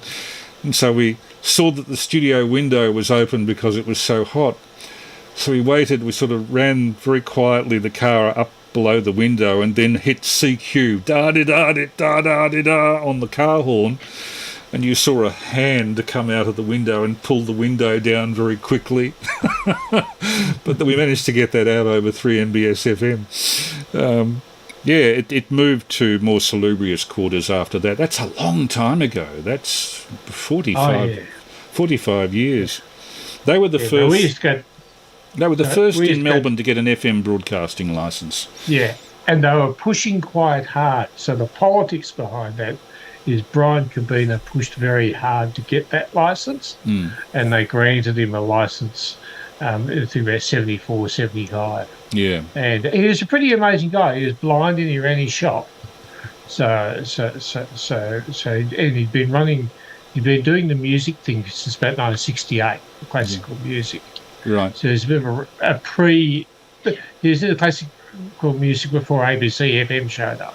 Uh-huh. Yeah, I think there was an ABC FM service in the early 50s. There was. But it disappeared fairly quickly and didn't get much of an audience from what I've heard. So I found an old Australian Broadcasting Authority annual report from about the early 50s. Mm-hmm. And they did trials of FM transmission in Australia in most of the state capitals, except Darwin and Canberra, and I think Hobart was out for about 8 years, from about 1948, 1949. Yeah. And they did the trials, so I don't know whatever happened. There was nothing documented. I haven't bothered looking at the archives to see if there's anything on the Australian National Archives. But this was quite an interesting little reference. There's a particular site where this guy's put a whole heap of historical radio and television stuff in the 20s, 30s and 40s. Right, okay. I remember when I was working at the Sound Archives of the National Library, 1981 was before the National Film and Sound Archive was set up as a separate body on the other side of the lake. Peter Burgess was in charge of the sound recording section there at the time. Ian, there's a chap named Ian, and I were the technical bods in there doing transfers of recordings. And I remember a collection of recordings, 16-inch transcription discs, big, 33 1/3, came down from the Australian Broadcasting Control Board, I think, and among those recordings was 30 minutes worth of the start of each of the Melbourne TV stations, audio only, and a very interesting set of recordings of test transmissions of that FM station dating from 1950 or 1949 or something, very early, very, very early, and obviously mono. I don't know whether they ever went to stereo on that, but they were certainly looking in the future at an FM service. It's amazing how late it happened, 1975, and for a long time there was very few stations could be induced to go there because there was no commercial advantage in it if people didn't have the receivers. It's the same with digital audio now. Do you have digital FM in Australia? We do have DAB, but not. Yeah. It hasn't had a great deal of customer penetration. It's not available really outside the major capitals, and we have a lot of area to cover in Australia. So you get outside of Melbourne, Sydney, Adelaide, Brisbane. Not much coverage for digital FM way out. Yeah, we have that quandary here in New Zealand. The broadcaster doesn't want to broadcast because nobody wants to receive it. The receiver doesn't want to buy a receiver because there's nobody broadcasting. Yeah. So, yeah. Where do you start? Vicious circle. Maybe the ham should provide a digital broadcasting service. It's possible these days. We did do a small experiment with a digital or DRM on AM at one time, and that was a bit of a flop. Yeah. There's somebody I know, no names, no pack drill, who used to run full FM stereo on 6 metres, but he arranged for a significant output on the second harmonic, which falls in the middle of our FM broadcast band. And he got away with it for quite a while. That was in the 70s too. A few people here are off the air. I will tell VK3ACZ and Graham DLW who it was, because it's a member of our radio club. But he hasn't done it for about 40 years. I'll say one thing, Chris. The digital broadcasting here in Melbourne's very, very good. We've got 64 radio stations. Oh, dear. 64 more ways of being bored. Of various quality, of varying quality. Yeah. Varying quality, Chris, yeah. Chris, just as a little bit of history, Ballarat does not have its own TV station anymore. Oh, BTV6 is gone.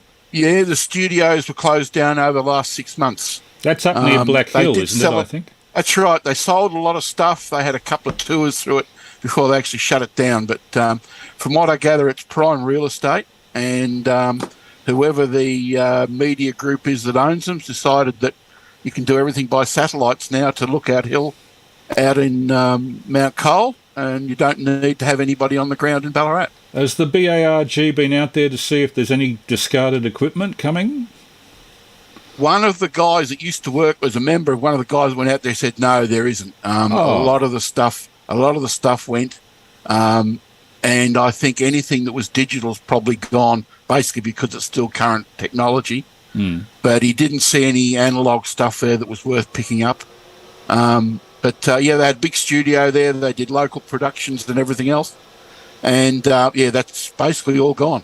I was interviewed there years ago by a chap named Freddie Farger. We put out a video from National Film Archive called Living Ballarat 1901-1941. I actually produced it and did the narration for it. And that got us a great linking kind of with Ballarat at the time. It's certainly an interesting place to live, Tom. I mean, you've got one of the biggest municipal astronomical observatories in the nation, which to me is a great undiscovered Ballarat resource that more people should know about. And it's surprising too, with our even though we've now only got an electric tram that goes halfway around the lake, the amount of video that's around from time immemorial, when they were running up and down Sturt. Whoa, okay, we've lost, I'll have to move the camera now.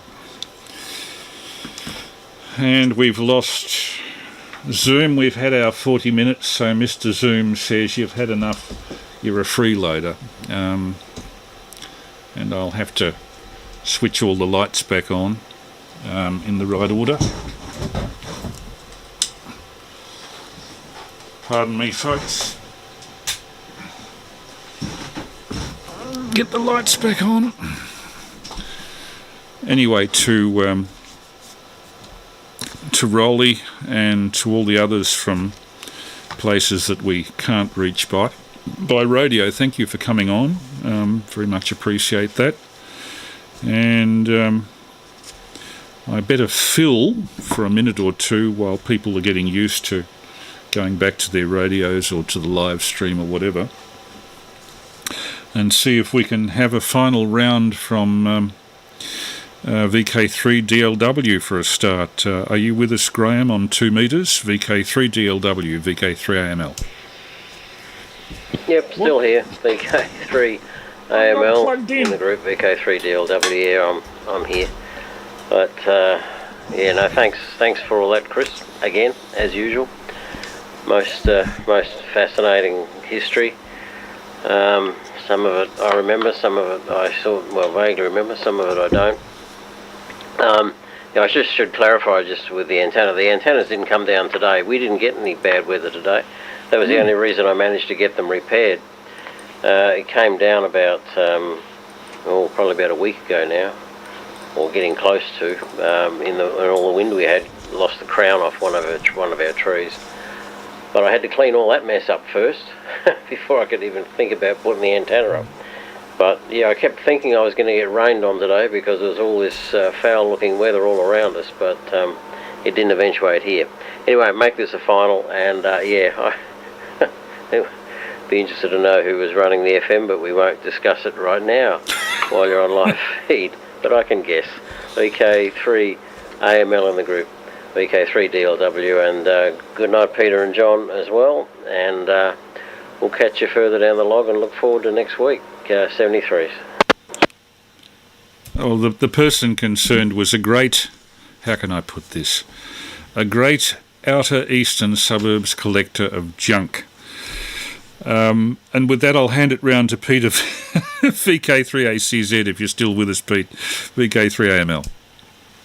Yeah, VK3AML in the group, VK3ACZ, and good evening, Graham, 7-3 to you. And yes, that narrows it down a bit. I really was wondering, but I'm pretty sure I'm on the money now. Thanks for that, Chris, because I'd have spent the next week or two wondering until I got to see you again. presumably at the next club meeting, if not before. And yes, make this my final as well. You can wind things down. Just wondering, did you hear from Dave at all? Has Dave popped up on the little chat window? Unfortunately, I can't get that on my phone, which is the only internet access I've got here. I've tried, and Greg at the last club meeting was trying to show me where it was on his phone, where all that stuff came up, but just can't do it myself. Anyway, good to see Rolly on. If you're still there, Rolly, 7-3 to you. Thanks for joining us at at the unearthly hour that it is in Auckland at the moment. And good to know that he was following the Remembrance Day contest a little bit too.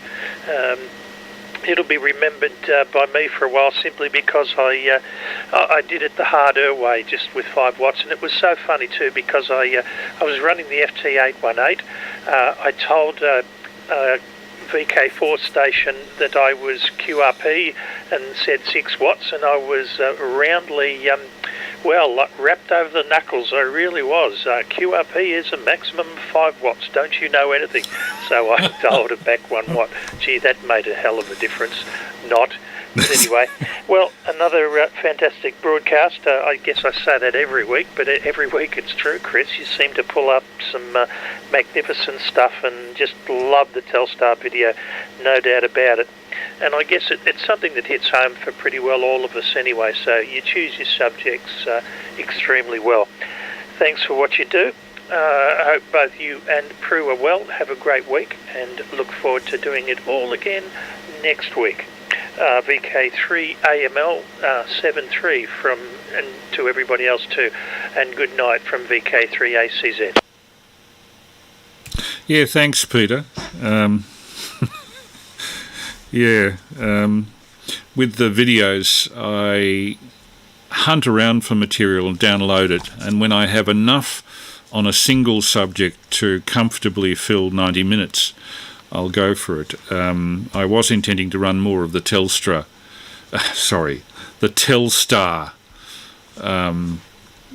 television program, but a copyright notice popped up as soon as President Kennedy's face appeared.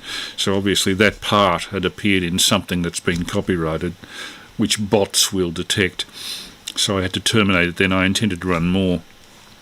That's why I threw in the Sonny documentary. The only trouble is that Sonny documentary has such annoying background music. It's the worst lift music I think you've ever heard. It's the sort of music that you climb into a lift, and if that is playing for more than about 10 seconds, I feel like ripping violently the speaker out of the wall and hurling it out the door of the lift at the next stop. Anyway, I'll see if VK3BLX is still with us. John, are you still there just to round things out and tie the ribbons? VK3BLX, VK3AML. VK3AML and the group, or what's left of it, VK3BLX. Yeah, still here. Just listening quietly on the side. The Zoom hookup seemed to work pretty well, so if you can move that onto another platform that doesn't bump you off after, what was it, 60 minutes, 40 minutes? I don't know. Anyway, seemed to be run pretty smoothly. Yeah, look, I haven't got much more to add. There's just a couple of things that I was going to refer to from our previous discussions. When you mentioned the footage of the Hawthorn tram terminus with the trams going out, I don't think I'd thought about that for, I don't know, what is it, 60 years, and it popped into my head as clear as day. I can still see that scene of the trams coming out of the depot. Isn't it amazing how these things sort of hide away in the back of your brain and pop out at the right time? There's one other thing. Somebody mentioned, was talking about the James Webb telescope and the machining of the mirrors and so on, so that they would have the right profile once they were in the cold of space. Each mirror is individually adjustable both for its aiming and also its curvature. They can adjust the curvature of each mirror with a most ingenious little mechanism. There is a YouTube video. A guy's 3D printed a sort of simple copy of one of these things and explains how it works. And it's really worth, if you're interested in the the ins and outs of the James Webb. That's well worth looking up because it's quite an ingenious mechanism, yet it's capable of making these, as you can imagine, fantastically microscopically fine adjustments to both the aiming and the curvature of the mirror. Lovely bit of engineering. All right, that's enough. I hope to catch you again next week. And as always, fascinating bit of history you managed to serve us up, Chris. It's great. VK3AML in the group, and good evening to everybody else. VK3BLX is clear. Cheers. Thanks so much, John. Have we got any other breakers before we close? VK3AML just standing by?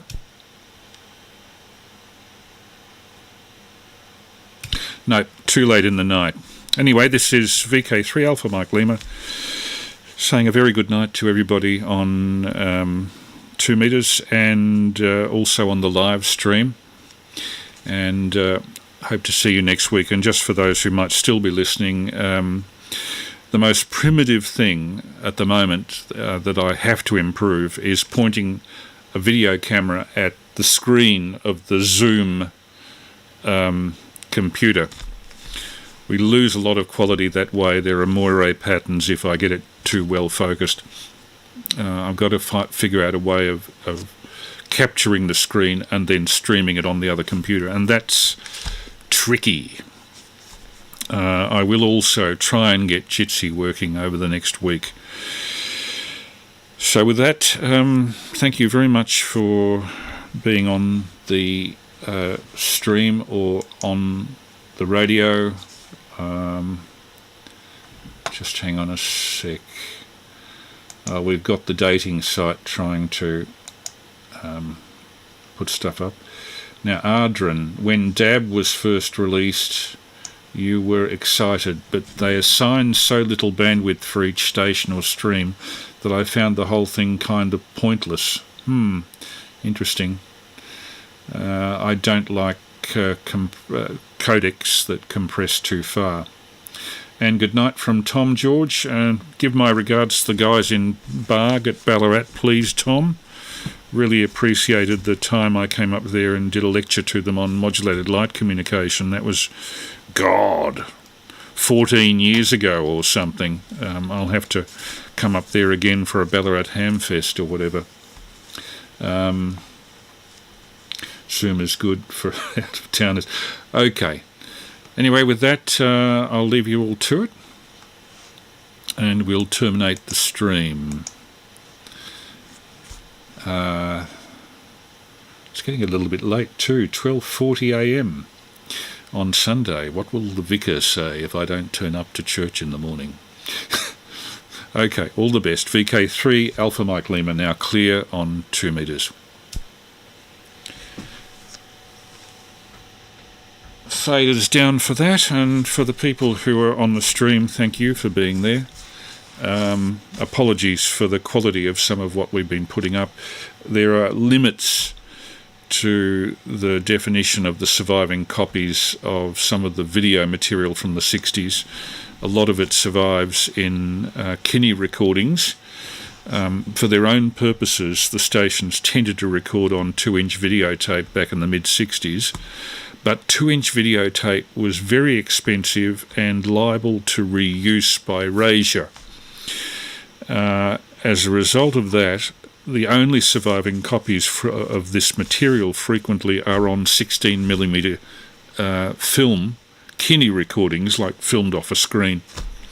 And the quality of them is very variable from poor to crap.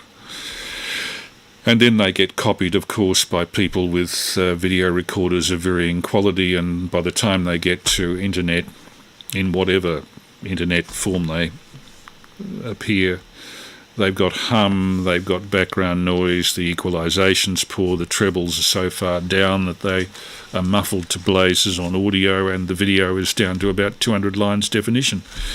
So I've done my best with that. I try to restore as far as possible the audio and video of each segment before it goes onto live stream, because that'll be then my reference copy on live stream recording thereafter. Okay, people. Thank you so much for your company, and we'll catch you, I hope, next week.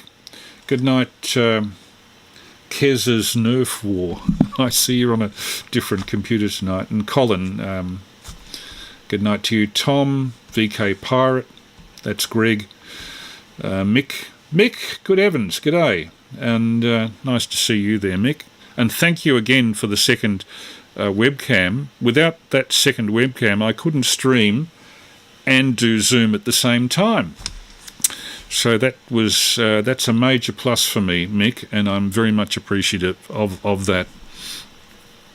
Okay, people, enough for 1 week. The other thing I have to remember is when Zoom comes on, I should shut up more and let people talk among themselves, because in that way it'll give me a little bit of a respite from trying to push the conversation through.